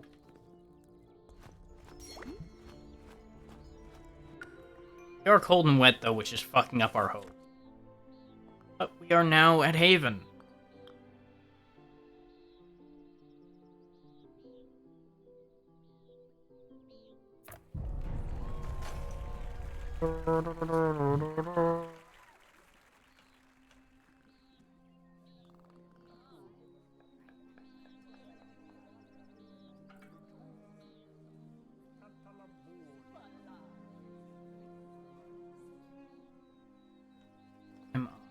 Okay.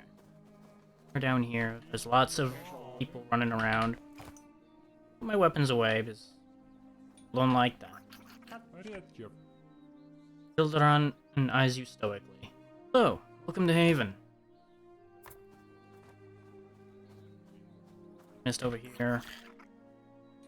Person's breath steams the cold air. My friend, I've got the best wares of any trader for miles around. Great quality, low prices. Anything in particular you want? Got carving, location, visible. Can make the axe better by making it able to reappear.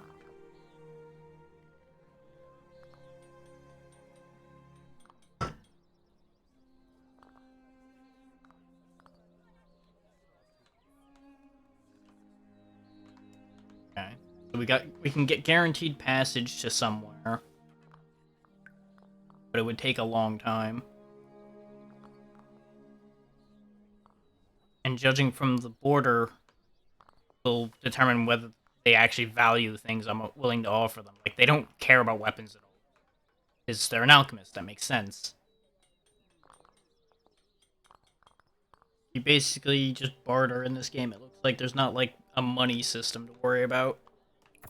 But he has nothing I really want, so don't worry about that right now.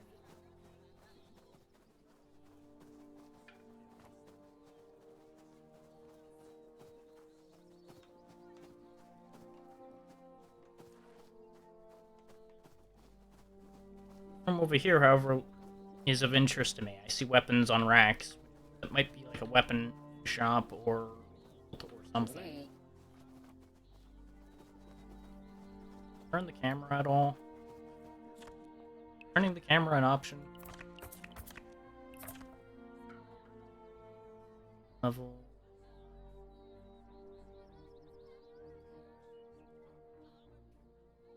No. Like, we only have those zoom levels, and that's it. That's fine.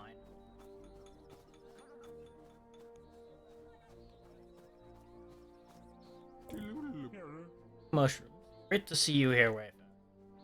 It is not uncommon to find edible mushrooms in caves. If you are in a pinch, it might be worth your while to take a look for them. But know that the dark places are rarely abandoned. Advice? Alaric the Serpent Guard. Ah, you've come to study the ancient machinery, haven't you? It's a marvel, truly. I've dedicated my life to its study. You see here is known as the Serpent Gate. It's a method of transportation between distant locations. This gate here in Haven is the Western Gate, but elsewhere there's also an Eastern Gate, a Northern Gate, and a Southern Gate. Fortunately, they seem to be out of business. Been for a while. They're powered by sky sigils, you see. Only one should be lying around nearby, but this one broke. The gate currently doesn't have one to power. Whoever here raises the container for the sigil, but as you can see for yourself, it is quite empty. Should you come across the sky sigil, I kindly ask that you bring it here. We can place it inside and see what those gates are like, eh? I'd really love to do it myself, but I'm not allowed to leave my post. So we've got a quest of sorts there.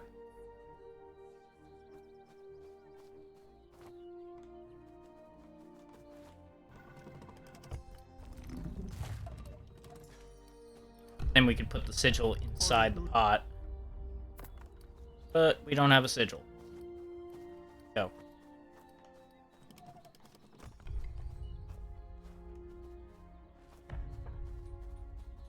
Homes, I assume. Can't enter. Okay.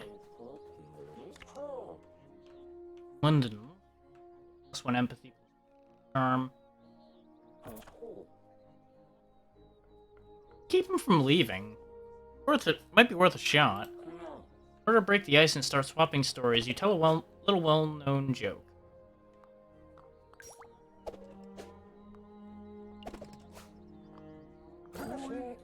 Decide to water down the joke so it's not too rude. The joke gets a little bawdier at the end. That's a remarkably good one, thanks. A stranger once told me that they fought some deranged sword fighter in mailbacks.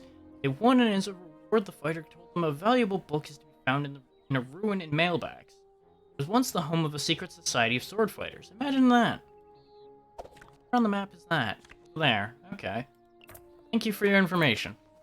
I guess that's how you would learn about new locations on the map, is you just harass random passersby to get them to tell you things. Hey, you would normally walk away from me, but I'm gonna keep talking at you in the hopes that you pay attention to me.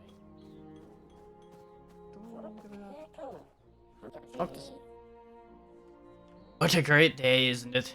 Step into my store such as it is, and let me help you out. Is there anything in particular you're looking for? Why have a sugar root? Press them. You don't happen to have some sugar root, do you? I love this stuff, but my partner says I shouldn't eat too much of it. Bad for the teeth, you see. Okay, so if I find some sugar root, I can make him happy. Mostly just the same stuff we've already got, aside from a club. And he can also improve my axe, just like the other one.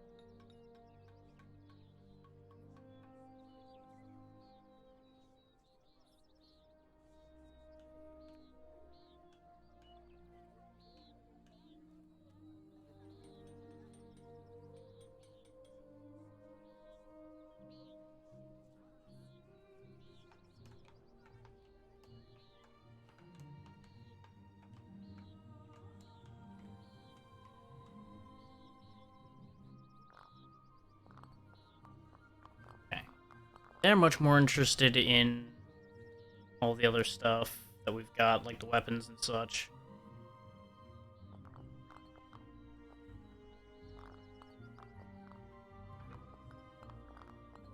Still don't really want to give up any of the stuff we've got, since we've not really gotten anything. Healer. Here, might have something interesting. What a great day, isn't it? In my store, such as it is, Mooneye, travel cloak bulky, cooking gear. Okay, so he's got a bunch of odds and ends, as you'd expect from a traveler. I mean, a trader, rather. And I particularly need either, though. If he had, like, extra lockpicks or something, I'd buy those. Doesn't. Quiver's tempting, but I don't think... No, we don't actually have a bow right now. We've only got the javelin. I think we're good. I think we should just be on our way, pretty much. I thought we were supposed to talk to a lore master, and I can't seem to locate said lore master.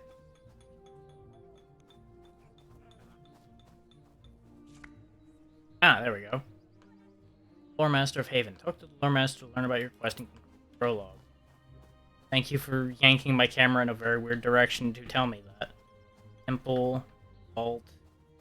And I guess the lore master's in the... Oh no, there he is. Behind the tree. The lore master, in their oversized regal attire, seems lost in thought. Posture is hunched as if years of worry have physically weighed them down. When they see you, their eyes widen in surprise. What is this? How did you get the staff? You share your harrowing experience in the garden. The lore master listens to you intently. Raise their hands in disbelief. I don't know what exactly is going on and who this groundskeeper person might be. It has the unmistakable touch of wrath. They exclaim with increasing excitement. The garden has returned to us. There might be hope for us yet. The lore master begins to quietly recite some lines very quickly and then turns to you again. Time for our greatest task is at hand. We need to set Raph's final plan in motion. The staff needs to go to the Prime Elemental Forge in the First Valley. They then drop their shoulders. Unfortunately, we have no idea how to enter the valley.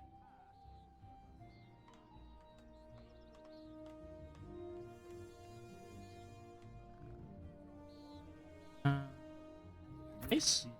Look for help by reaching out to the remaining clans. Their envoys here in Haven can point you in the right direction. The lore master removes a bit of lint from their huge hat while they patiently wait for your next question. The lore master looks pensively for a moment. Go to the abandoned temple Jetbeak. Look for information on how to get in the valley. Jetbeak is one of our old places which we abandoned. Delve deep in the archives, you might find clues on how we can get in. The lore of the Raffi lies scattered and broken throughout the world. While exploring Raffi temples, you should stay on the lookout for relics, though I'm sure these would have been kept secure behind lock and key. Okay, bye. Congratulations, this is the end of the prologue. You're now free to travel anywhere you wish. To start a journey, simply leave Haven using the level exit on the southeastern edge of town. The last bit of advice, if you haven't already, it is wise to explore the town before you go. The vault and the temple have useful items and information. Talk to the innkeeper if you need to restock your supply of waybread. Seek out the healer if you are wounded. Fare thee well, wayfarer. Okay. That was a bit long-winded, but now I guess we'll never need to do that again. Let's check the temple first, and then we'll check the vault.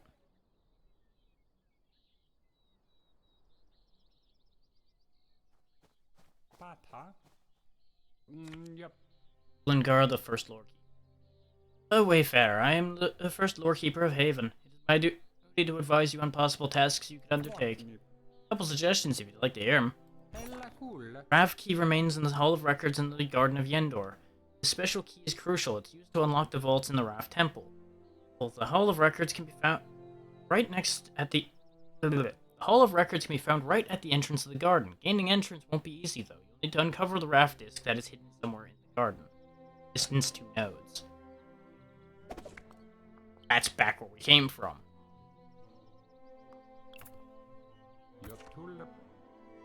Sky Sigil. A Sky Sigil can be found in a ruin in the outer sign levels.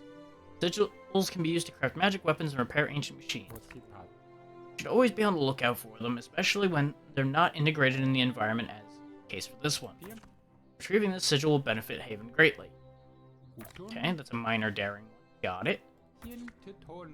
First lore keeper nods and grabs hold of a Raph figurine. I have just enough energy to scry for you once. Please tell me, what do you seek? Tools, seek knowledge, fight the enemy. Get some magic tools. Scouts have informed us Imperials have set up a camp in the ruins and in mailbags. Reports state that they've been collecting sigils and managed to find some already. Please intercept them before the Imperials return to the Empire. Okay? Like elementals. Elementals are magical beings that assist Raph in the creation of this world. There are 5 elementals in total, 1 for each type of magic. Taking out and waking these elementals might assist you on your quest. It will make their magic stronger in the entire world. In addition, they will also grant you a boon. But you need to know what to look for. I suggest you travel to the villages and talk to the storytellers. Any of the stories they preserve relate to the elementals in one way or another. Good place to start. Okay. Imperial Collector. Okay, that's the thing he was talking about. Yeah, all of that relates to mailbacks. Okay. Okay. So that was useful for information. Could pay tribute in the hopes of getting a boon. I doubt we're gonna get much since we don't have much to offer. It's a lot of reading. Wish you a splendid day, my dear wayfarer. Welcome to my humble abode, Haven's great library. Ah, pardon me for being a bit rude. I'm Secret, the current prime archivist in Haven. How may I help you today? Haven's great library is where we keep our most treasured artifacts, our scrolls, texts, and books, and the wealth of information they contain. As anyone with a brain will tell you, knowledge is power. Mind you, not to let my esteemed colleague in the vault tell you any different. Feel free to browse the library and see what knowledge it holds. There's so much information here, it is inevitable you should find some that to aid you on your journey. Might there be anything else I may be able to help you with? The way he words things makes my tongue trip. Even if it's kind of close to how I'll word things sometimes, it's still just off enough. There are some captivating leads you discovered. Which one draws your interest specifically? Or the Northern Serpent Gate in a ruined mailbag. Who knew that? We're always on the lookout to expand our library and the knowledge it contains. Should you come across ancient scrolls and books, please hang on to them. To bring them to me directly or pass them on under other Raffi scholars you might encounter on your journey. They'll make sure it makes it to our shelves in perfect condition. If you've collected enough knowledge, you can talk to a scholar like myself and see if we can help you use that knowledge to uncover any secrets. Okay, so we get information to give information to them to then help us understand what that information means. Got it. It was my pleasure to be of assistance to you, Wayfarer, Secret Nick says with a small, respectful bow. Yeah. Using to voice all of this was definitely a choice.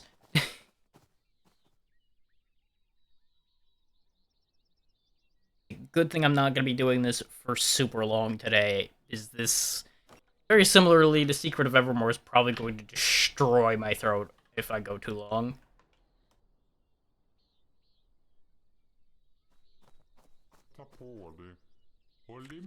Good day, Wayfarer. Welcome to Haven's Vault. I am Theokar, our High Vault Warden. What can I do for you today?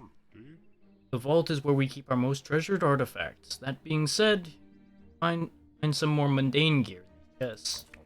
All of these items are kept safe if in case you need them for your task. Feel free to take anything you deem useful or necessary. Some of these items have been passed on for generations. The vault is a special place, you see. Items that would otherwise have been lost magically find their way back here, even if their previous owners have died or disappeared. Is there anything else you require? Apart from my responsibilities in keeping this space spotless and operational, I'm also a master in the study of sigils. Have you heard of these? Sigils are a special kind of magical artifact that can sometimes be found. They are energized with magic potential. Years of research, we found that you can use them to power magic machinery and craft special items. Once you find a sigil, make sure it is kept safe. Bring it here or to another location with a forge. At a forge, you can use sigils to add magic powers to certain items, or you can take sigils out of certain magic items if that's what you prefer. It will not work with just any item. The item you want to improve by forging needs to be well made. You'll see which ones are well made when you try putting one on the forge. Leads. When it's quiet, I use my time to study the artifacts in the vault. Make it my job to collect any useful information that might lead us to find and collect others. Do you want to hear my latest findings? I've heard of a sky sigil that can be found in a ruin in the Alderstein levels. Those things are quite valuable, right? Okay, that's actually really close. That might be very helpful. Scrying device, which might be... Anything else? Oh, you only know about that. Okay. Thank you.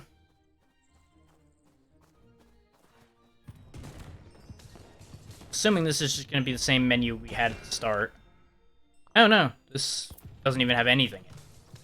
Okay, what's in here? Take the throwing axe. A well-balanced witchwood spear. It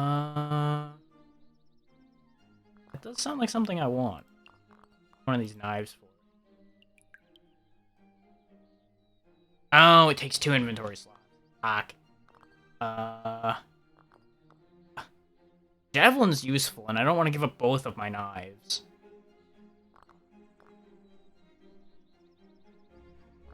Actually, I'll trade the axe for the spear. And I can keep my knife.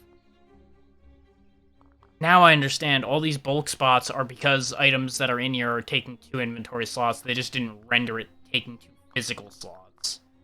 Okay. That makes a lot of sense, actually.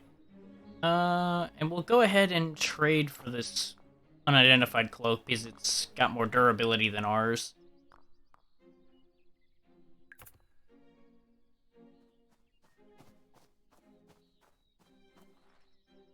This is presumably a forge. Yeah. We don't have anything we can use on that.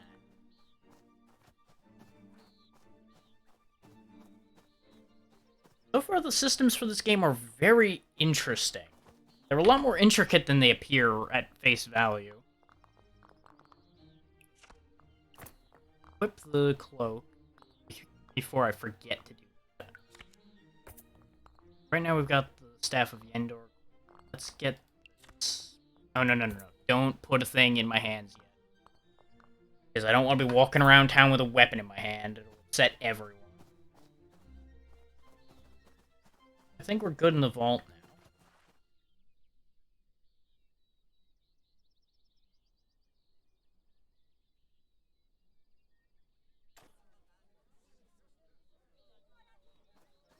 It has a moment every time it has to load. Yeah. That's fine. It's still relatively early lifespan. Got a lot to load. But I think it's time for us to head on to a new area. Can't quite reach those ruins, so let's check out this farm full of bandits.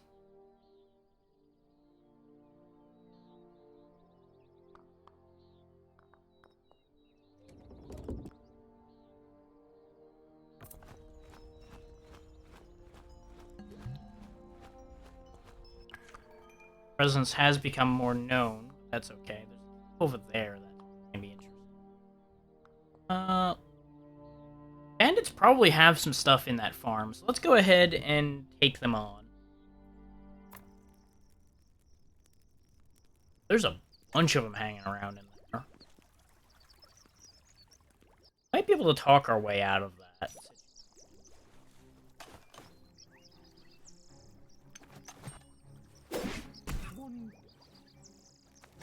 Well, we would have been able to talk our way out if I hadn't just chucked a spear through a guy's chest.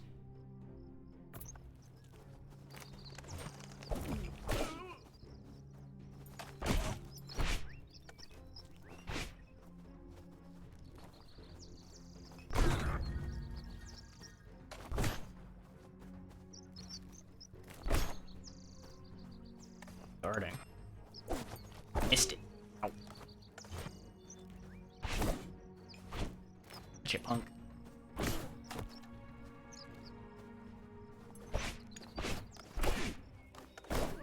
He's got a faster recharge time because he's got a sword.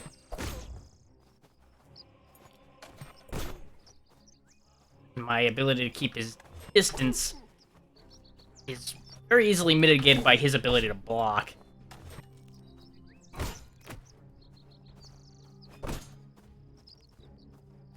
I would pick up the javelin, but that's going to leave me way too vulnerable, and I'm pretty sure he would just hit me.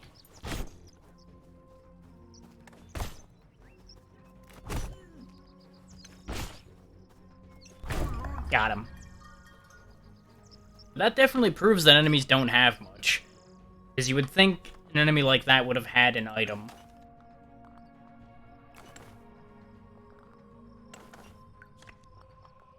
There we go. Let's just go all in on our throwable weapons for the moment, because my use of shields is a bit questionable. Okay, it's now snowing. Not sure that'll be advantageous to us, but I guess. Try to be stealthy.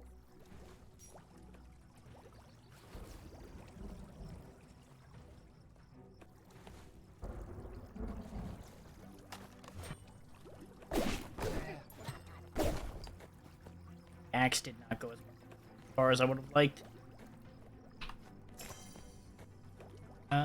Staff will help us at all because we don't have a spell.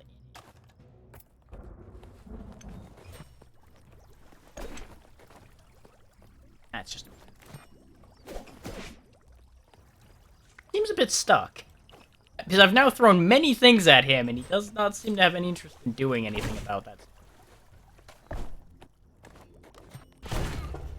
Killed his friend through him. Oh, he's figured out how to fight. Is it too late? Yes. Yes, it is. Collect our stuff.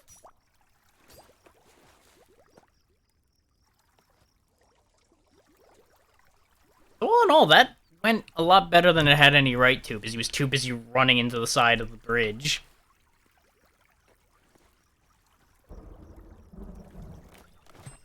Chuck! Okay, hitting him into the fire did not do as much as I would have liked. Here, catch. Catch this in your chest. Like a stab.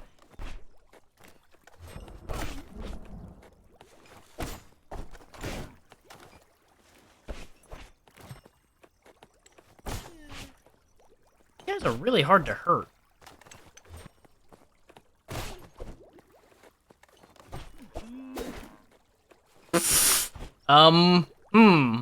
Game, I don't think that's how javelins work. Just hang on a moment, buddy. My javelin is trying to understand how physics work. Just give me a minute. Everything's fine. Can I have that back? Or is it just gonna spin there forever now?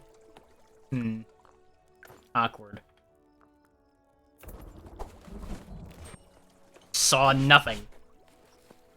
I also hit nothing.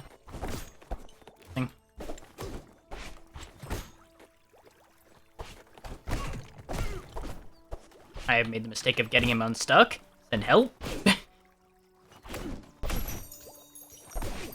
Oh! I apparently got saved from dying because that cloak was magical? Oh, he had something. Key. Okay. Okay. The endlessly spinning javelin has been recovered. Well, he's having a fight with the campfire over there, apparently.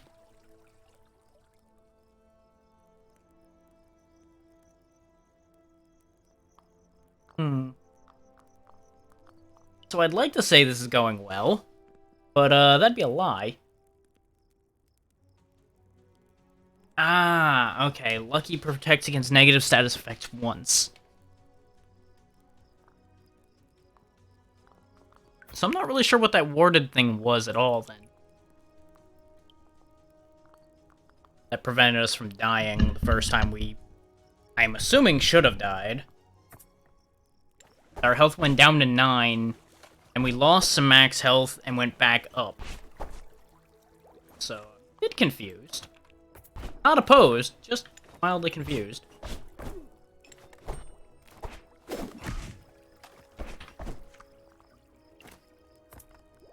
So far, throwing things seems to be the way to go, though. Aside from when that happens. Just stops right in front of them.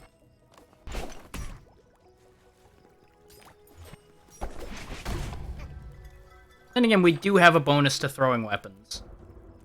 So, that's probably having a pretty strong effect on how well this is working out.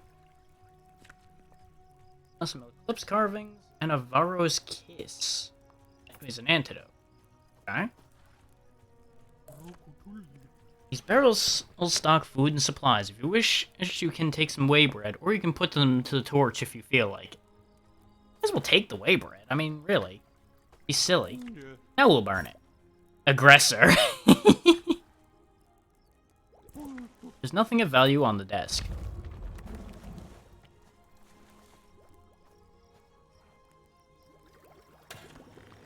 Elemental Rod Bronze. Ooh. Crafted by a master artisan for rulers who had power over the elements, 3 symbols from a lost script in a flowery frame are stamped in the handle. Powers can be enhanced with sigils, 3 sigil slots. The first flame sigil counts double. Normal attack 3 damage. 1 inventory slot. That sounds really interesting. I'm gonna actually give up my shield. Both so I can have more inventory space, since I'm not using it. And so that I can actually carry it in general. We camp here now that we've killed everyone. Already a pre-made fire, so we don't need to start a fire. And we have done a deed, so we can now learn a skill. Armored combat, field proficiency, or axe fighting. Probably armored combat. That also had us sit next to the fire long enough to warm up, which will be helpful. Let's have some whey bread. That doesn't look good. The fact that it doesn't automatically break camp is a bit of a problem. So I guess our presence was high enough that some Imperial douches found us.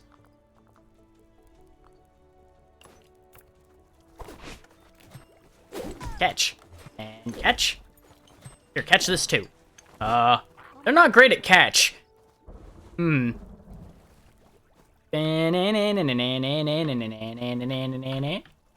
you know what? We've been found anyway. Flame burst!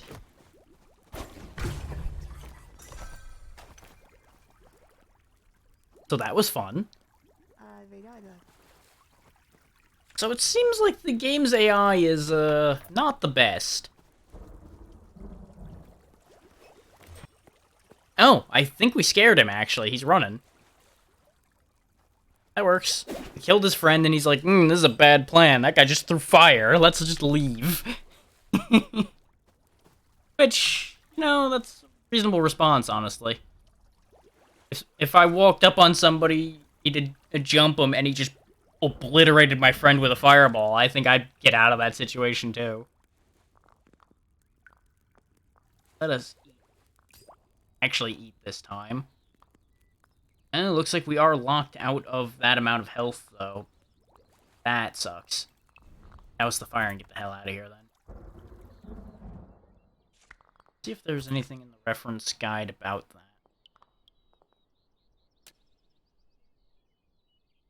Ah! When health drops below 25%, the Wayfarer becomes wounded. This condition reduces your max health by 75%. Wounds can only be cured by using a bandage, healing herbs, treatment by a healer, or the passage of time. Crap. That explains why everything is now awful. In the end, I think that endeavor was probably still worth it. Because if we do find some heavy armor, we can get benefits from that armored skill we have now. But, I don't know.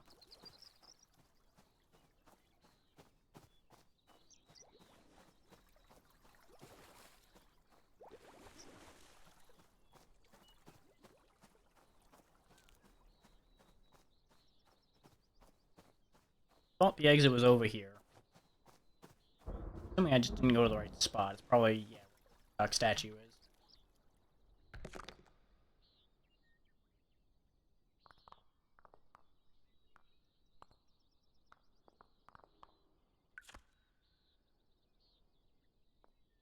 Let's actually go back to Haven right quick and talk to the healer to get our health sorted out, though. Oh yeah, we did have that key and I didn't use it. We just threw the key away, I guess.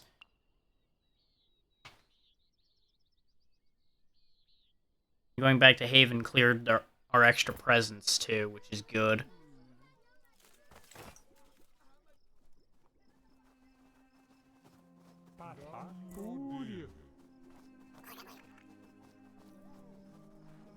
The healer was, I believe, in the... Wait, no, the healer was over here by the shop, actually. There's some different people here now, too. I guess people are coming and going just like I am. Hello, dear. What's the matter? Feeling a bit unsafe? Feeling a little bit under the weather today? There you go. Thank you.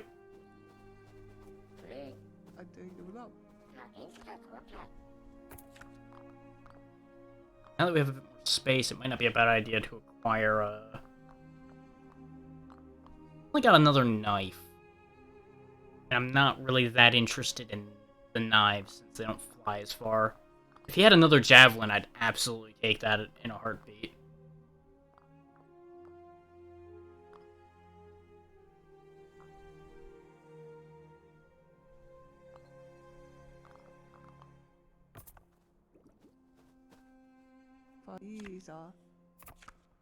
With the amount of damage that the throwing axe does, I would also consider that.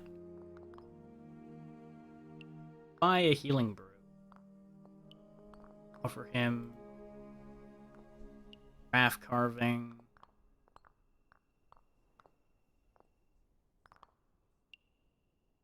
I need more than that. He actually apparently really likes these knives. That's a deal. I think I'm just gonna scrap that. I don't want one healing potion badly enough to sell all of that stuff. Oh, these are the envoys. I do need to talk to those, actually. Ah, Wayfarer. It's a pleasure to make your acquaintance. I am the ambassador for Clan Set and Riders. I'd ask you a slight favor. We need your help. Oh, he's real deep, actually. A group of kobolds living somewhere in Mailbacks are a real menace. They have been harassing our folk at multiple occasions. Would you please seek them out and restore the peace? We're fervently hoping you can help us with that. Sure. They are far away, but I'll see what I can do for you. Don't let me detain you any further. Busy person with important tasks. Okay, that's the same thing. How nice to meet the Wayfarer. Myself, I'm the envoy from Clan Wolfmane. You're welcome to visit my clan lands if you're in the area. Okay, you don't actually need anything.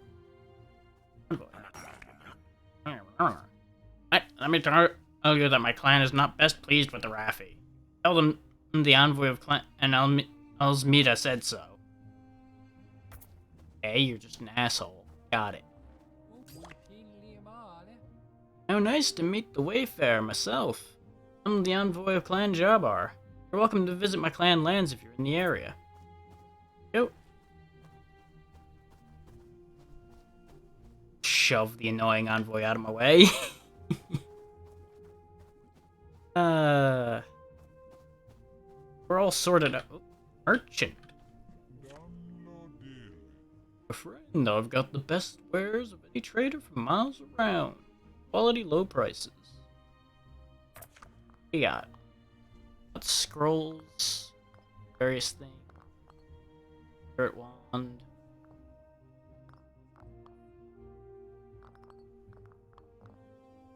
So far, it's pretty good. It's a little janky, a little weird, but it's a lot better to play than the first one, I would say. It's more understandable what's happening with this one, as opposed to the last one. Where to start with the answer to that question? The character designs are a bit strange. The combat is not quite what I expected, but it's also very reminiscent of the first game, because you have two hands you can use. Your left click will do what's in your hand on this side, and your right click will do the other hand. As you saw there, I just threw my javelin. Now, if we just give it a moment, javelin comes back. Anything you throw will just kind of come back, and that's a bit strange in and of itself. Every weapon has a recharge time when you attack. That's one thing. It's a lot of take your time fighting rather than like a stamina system or just charge around and murder everything type fighting. And I think I'm mostly just calling this game weird because I'm not used to how it works yet. Yeah. Mechanically, everything is 100% solid. It's just different enough from what most things are doing that I describe it as weird because it's different.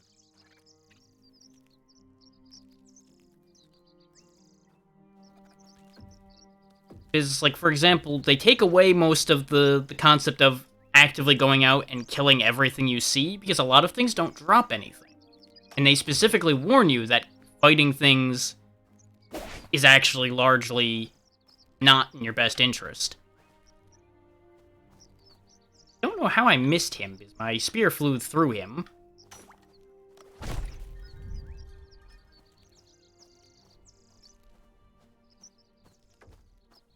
Basically, play this very similarly to like a top-down party-based RPG like your Fallouts and such, and you'll probably do just fine with this.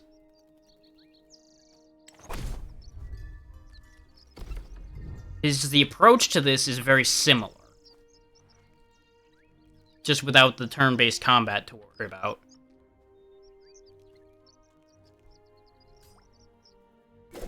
Ow. Okay. I was hoping to squeeze through those, but I couldn't quite do it. But one of the odder things is you'll notice on the edges of the screen words like vert and step and things like that. That's because I'm hearing things moving on the edges of the screen, but they didn't like actually expect you to have it be an audio cue. They actually give you subtitles for things that are moving around on the edges so you know what you're getting into.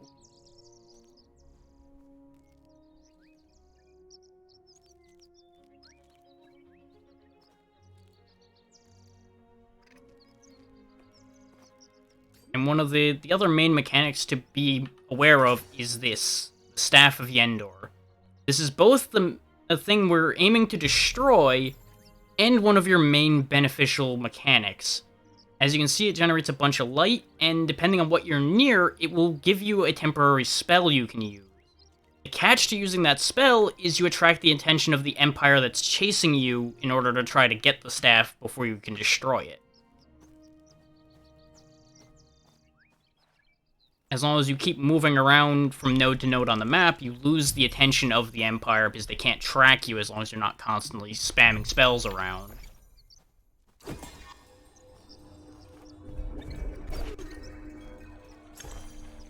The staff also just makes a decent whacking stick if you need to.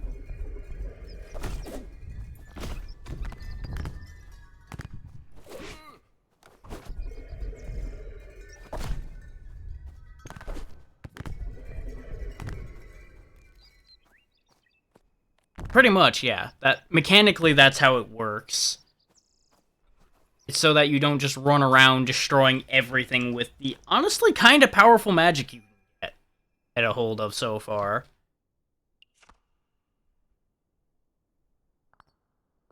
But as you can see, it's a pretty sizable map. When you die, you don't lose everything either. Anything you've done in the world will still be done. And whoever takes up the mantle of the Wayfarer after you will benefit from things you've done and connections you've made. And some items have a legacy tag on them that'll be put in a chest here in the main town of Haven.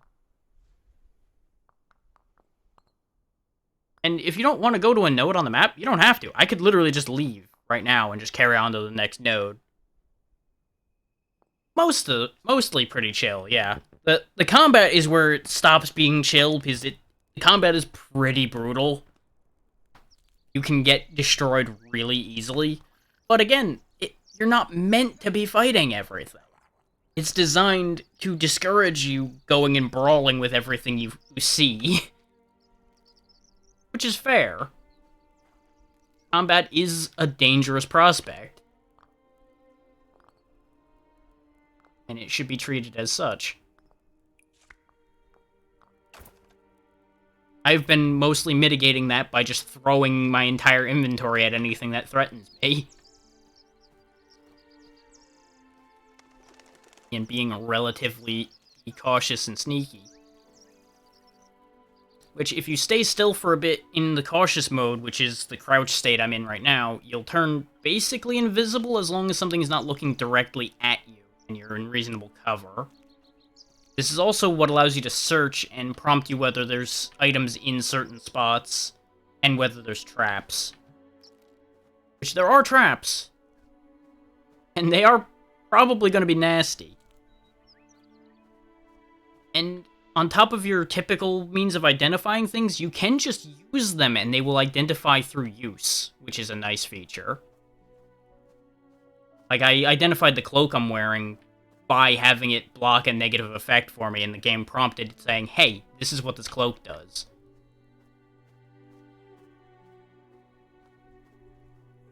That's always nice to see. This isn't the way into the ruins. Because we arrived at our destination, which means there's ruins here somewhere. We saw the main thing we're looking for on screen. Where's the way up? Ah, this way. Gentlemen at a fire here. I'm gonna just approach them, see if they're hostile. Put my weapon away. Hi, friends. How are you? Gundogger greets you. Hello, stranger. Word of warning, a few days ago we planned to set out camp at a farm. But it turned out a group of creatures that had set up camp there were not friendly. Escaped, but just barely. Okay, that's a good warning. But they're chill. And that's another thing. Not every group of people you run into in this game is hostile. And there's not necessarily a visual cue one way or the other. So you kind of just need to actually do what would be the normal thing and go find out if they're hostile. Rather than just assuming they're out to kill you.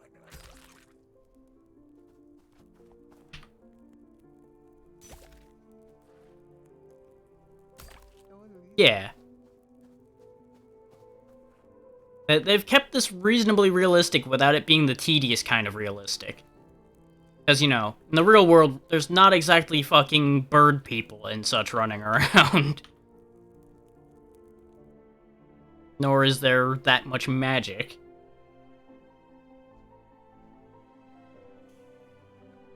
Now we're in a ruin, so now it's gonna be a lot safer to assume things are gonna be unpleasant.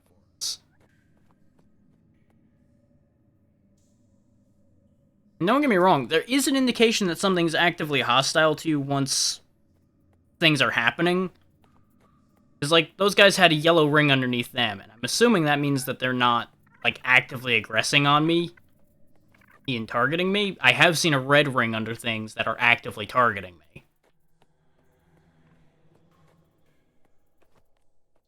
I still haven't 100% decided what any of that means yet, because it didn't directly tell me. I'm going to stay in cautious mode all through here, because I'm betting there's going to be traps aplenty. Well, that's a thing. That is certainly a thing. I'm just going to let you guys look at that for a second while I respond to this message.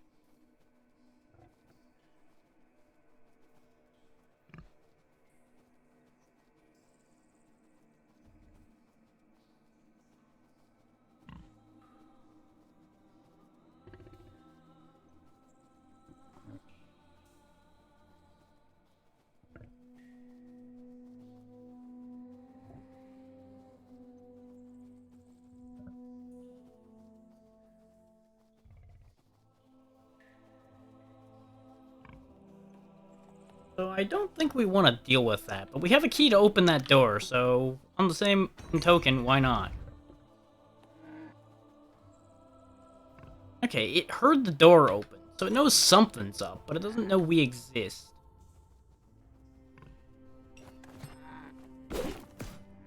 Ah, okay. It's armored on all parts aside from the tail, and I missed both throws. Good job, me. Let's just pretend that didn't happen.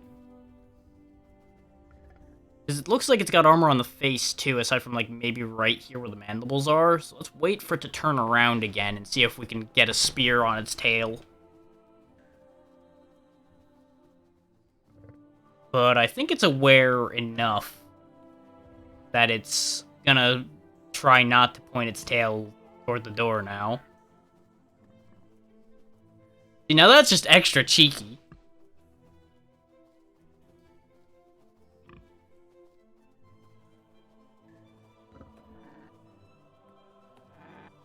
Bod says what did.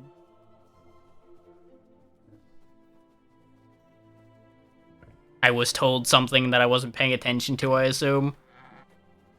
Because there's been a lot to read, so I may have just lost something in the middle. Ah.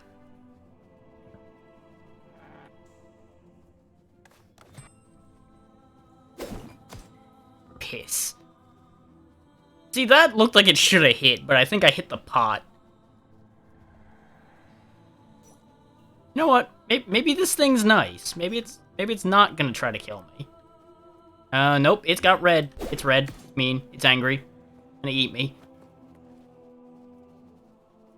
Can you fit through this door? Well, you're not smart enough to fit through this door. But I'm pretty sure physically you would fit. Hi. Okay, the face counts. Oh, it figured out the door, though. Yeah,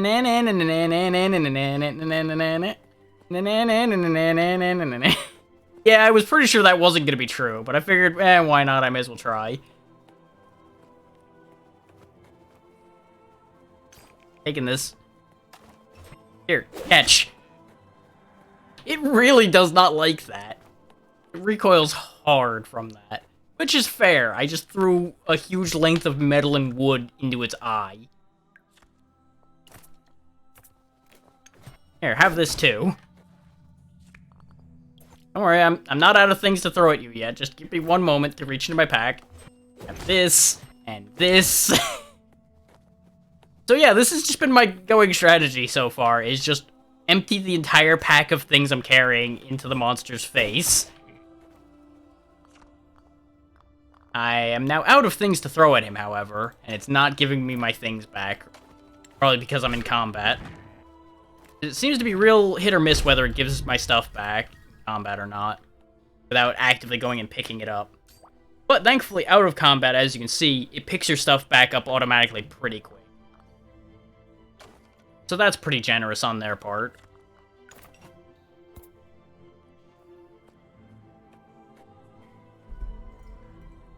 And then there's also challenges like this, which are fortune tests.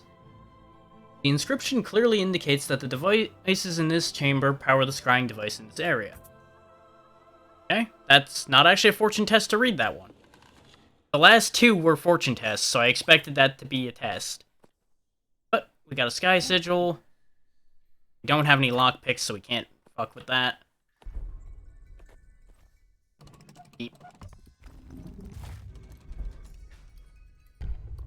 Okay, we can take the sky sigil from this as well, and now we have even more sky sigils. Once we go to a camp, again, we can actually learn a new skill, because we did a great deed by killing the big worm, I think. Because that's how your skill points and such are. There's not traditional leveling in this game. You don't, like, gain experience and gain extra max health and such every time you level or anything. Every time you accomplish something of merit, you can then reflect on the action you did and get a choice of 3 skills you can learn from having done that, usually relating to the thing you did. Like, success in combat teaches you new combat skills. If you do puzzles, you get things that make you smarter, etc. Okay, so if I go put back the sky sigil, we can use the scrying device to find stuff. This ruin was a lot smaller than I expected it.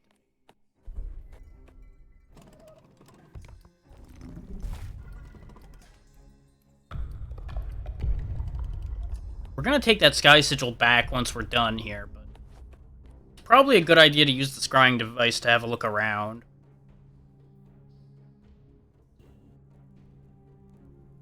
Yeah, now it's all lit up like it was.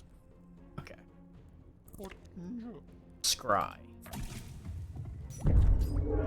Since sky magic from somewhere to the west of here, and to the southeast, and the southwest, and form magic from the southwest. I'm going to assume sky magic means there's other sky sigils out that way. How good it is marking it on my map. Good to know.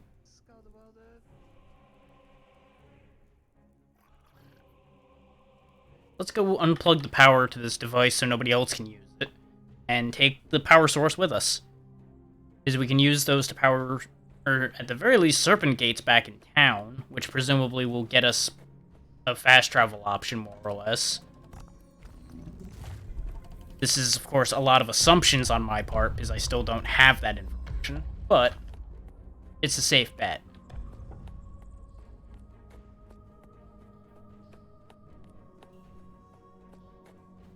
And honestly, that's the one failing point I can point out with this game, though, is the enemy AI is not the best. They get stuck on things really easily, and they just kind of derp around sometimes. Which is not the worst thing with how difficult the combat would be if things were much more actively aggressive. But it does take the edge off of how dangerous the combat is supposed to be. I think it actually went full release when it went onto Steam, but don't quote me that. I was not paying that much attention when I grabbed it today. I was in a bit of a hurry since the release timing happened to be real close to when we went live today. So I just went, grab it, go, we're gonna do the thing. Figure that out later. Let me quickly check. That will be like 2 seconds to get the answer to that question. No, it would appear to be full release status at this point.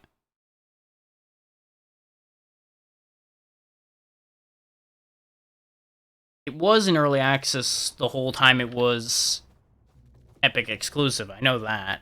I just wasn't sure if that carried over when it transferred to Steam. I doubt they're done developing it. And it's not, like, super bad how they derp around. They just sometimes have pathing issues. And if they were, like, gung-ho about murdering you, they probably would just absolutely destroy you. Epic does have a better price. I will absolutely say that. You are far better picking it all up off of Epic if you're willing to deal with their launcher, and don't think you'll have the same problem I do of forgetting that it's there. Let's head for the ruin down here in the Tyrestron Roughs. There's gonna be enemies along the way. Wilderness issues countered by the boots I'm carrying. I'm gonna get cold, which means we'll want to heat up. Actually, yeah, let's go to the Dandelion Height. Throw away the key because we didn't have a use for that key. And that's one dumb thing, is if you decide to backtrack somewhere, you'll have already discarded the key, and I don't know if you can get it back. Hi. You? Travelers are having a heated debate around a map. It seems they can't make up their mind which path would be best. I think you recognize the destination on their crude map. This is a fortune test, by the way. Basically, you can either take the choices it provides you, or you can spend these sparks that you can find to get more rolls on the table. But each one you get a roll on the table with will add a potential failure to the pool you see floating around over here of what you can pull out.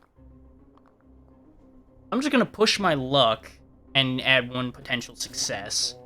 Advise an alternate route which would save time. Raise the stakes, add a better success to the pool. Okay? You suggest a small detour if they are interested in a beautiful view. Play it safe, point out a safe path through the wilderness, And I'm going to take one extra roll on the table just to see if I can get that better success to pop out. Nope. Well, we'll just take the win. Travelers are happy with your advice, and thank you. I assume if I fucked it up too badly, they'd probably, like, get pissy and try to murder me or something.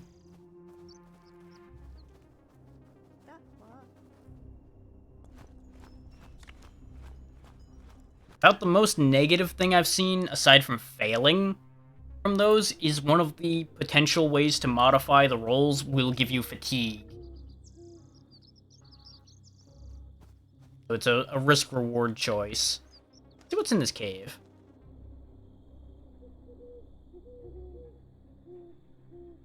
But all in all, this game is very interesting, and I would accept the way that they phrased the description in it of it having a tabletop feel, because of the fact that it really does give you a lot of options. And it's pretty well written so far. They describe things pretty colorfully and thoroughly. Yeah, pretty much. I throw the dice and cross my fingers.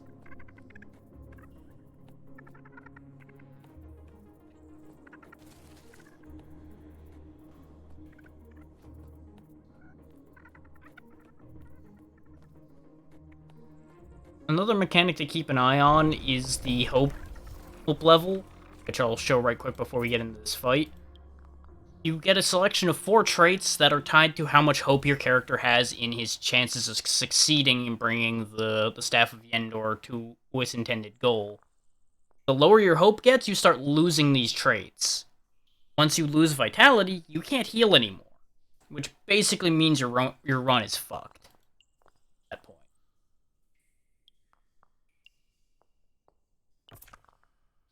It's better described. Willingness to undertake the quest. 4 hope levels with 12 hope points. You can get hope back under certain circumstances, but I haven't encountered any of those circumstances yet. I have lost a hope point already by getting soaking wet in a river, and he just got kind of upset about that. Javelin back. You. As you can see, these things don't have the greatest awareness, so I can just pick up the javelin, chuck it at them, pick up the javelin, chuck it again, and mushrooms repeat until combat over. Looks interesting. I don't have any lockpicks still. But there might be a key on the other side of this doorway here. So, I will say, I think when I finish this area, that'll do it for today. It's been 3 hours, and my throat is a bit mad at me. And yeah, that's what this game is all about. This game is 100% exploring, pretty much. So if you don't like long exploration, this game ain't gonna be for you. But, as I said before, you can skip a lot of the exploration by just skipping nodes. But there's gonna be consequences to that in that you're probably gonna miss a lot of stuff. So it's a gamble on that as well. You can just go straight to whatever nodes have quests, but you still have to deal with all the encounters along the way to those nodes. And then there's apparently things like just rocks falling on my goddamn head.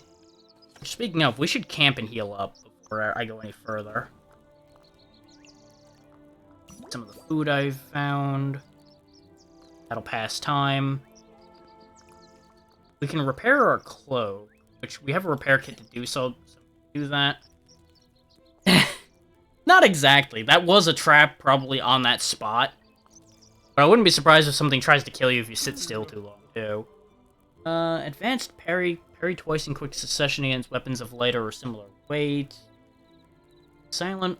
Not riposte with swords and quarterstaff. Okay. I'm gonna take silent steps because we haven't been parrying and I don't have a sword or a quarterstaff. That's probably from a daring thing we did.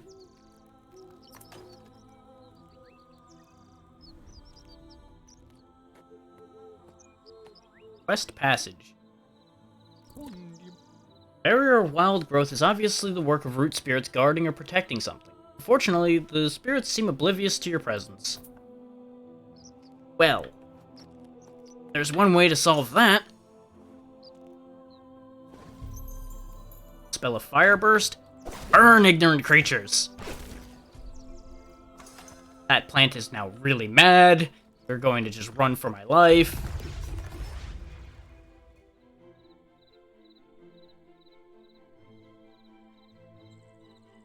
Now, admittedly, I probably could have just used my spear or something else to break those, but it made more sense to just whip out the staff and set it on fire. Yeah, I'm pretty sure, see these glowing rocks here? I'm pretty sure that's what was causing the rock falls. I'm pretty sure that's a trap location. Since I stepped on another one outside right before I ran in here. As long as I don't step on the flashing rocks, I'm pretty sure we're okay.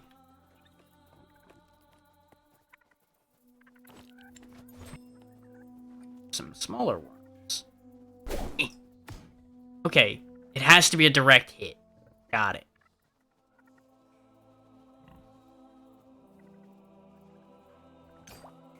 Hitting its side on tail doesn't count because it counts that as the armor.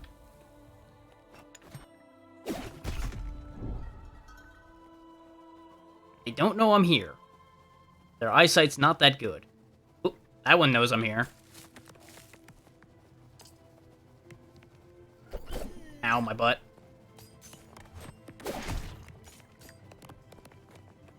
Okay, definitely time to start flinging the inventory again.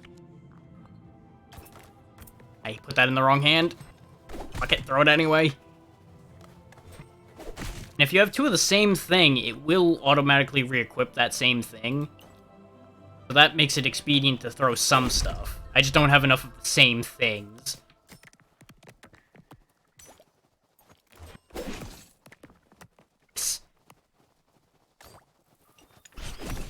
No.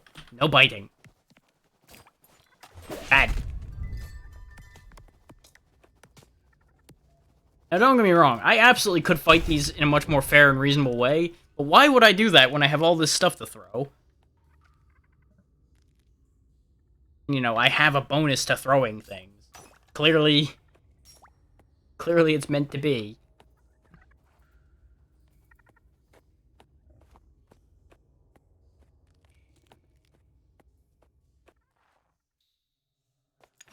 Found a key. See if that key goes to this door.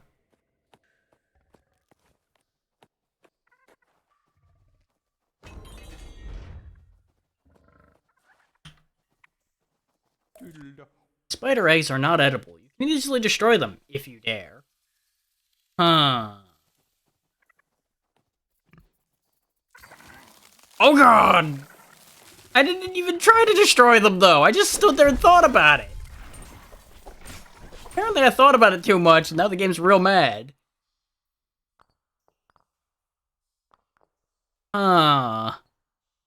We have a problem.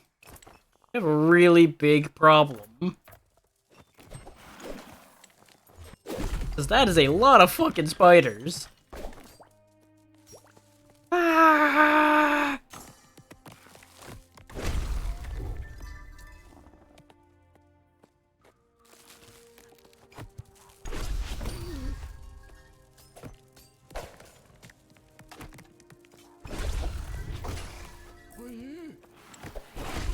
Thankfully, their attacks don't seem to be that strong, because sometimes they're doing 0 to me.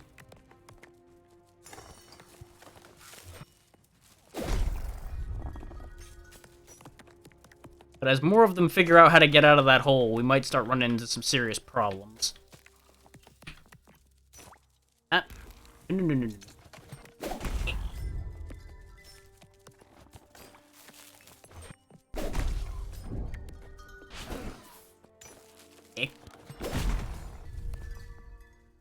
Seems like it'll auto pick up in combat as long as you're close to it.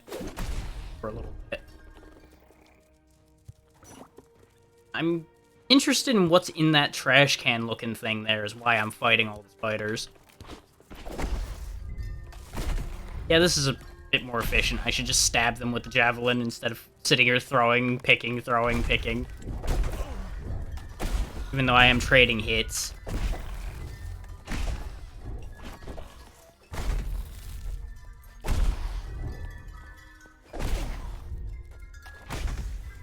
This is going to take significantly less time.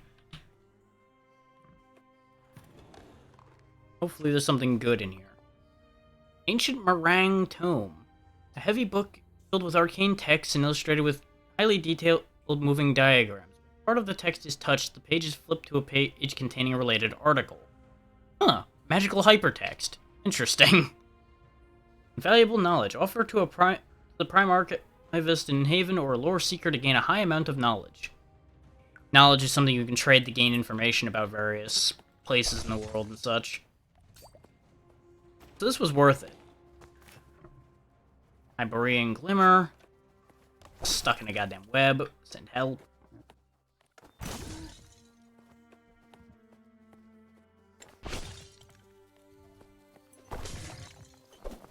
Doesn't look like anything else in here had anything. But for all that could have been disastrous, that apparently did not go that badly. Rocks fall, everybody dies. Okay. Flashing rocks aren't always a sign of those. Rocks just kind of do flips.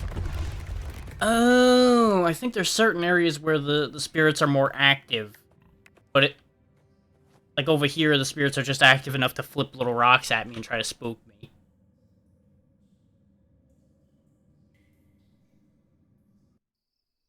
I think I'm starting to understand.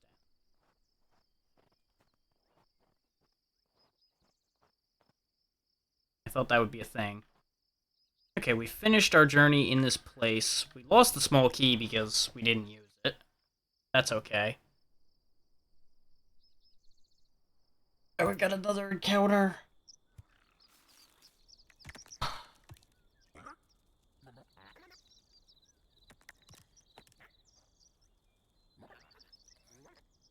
There's a lot of stuff stomping around over there. Oh, God. No. No. As it turns out, no. I would rather go backwards. That'll do it for today, I think. Just figure out how saving works. I'm assuming it auto-saves. Yeah, save and exit. Okay. Go find us somebody to go see. And then... there.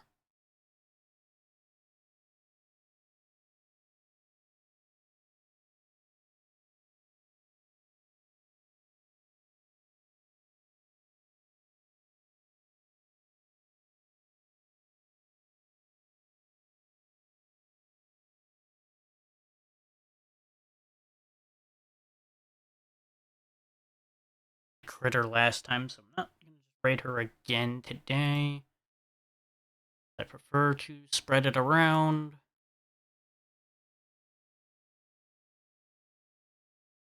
I haven't actually watched that one myself yet, so I'm not going to send everybody there as of yet or there. Yeah, let's return the favor for RV raiding me the other day. Seems fair. I don't know that much about them yet, but their setup's decent. I checked in on it the other day. And they seem alright. Of course, thank you for being here. And thank you all for taking the time to sit through this. Something else I was going to say. Right.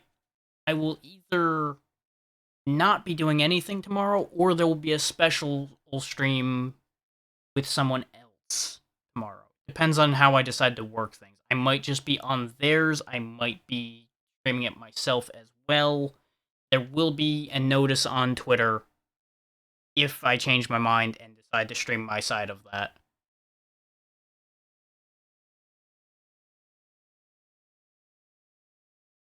Other than that, I will next be live Sunday, guaranteed.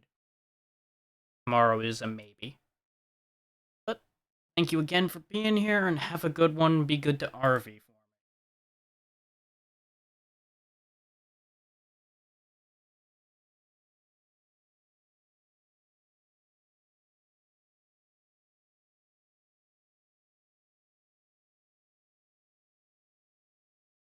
'28. Yeah, I said that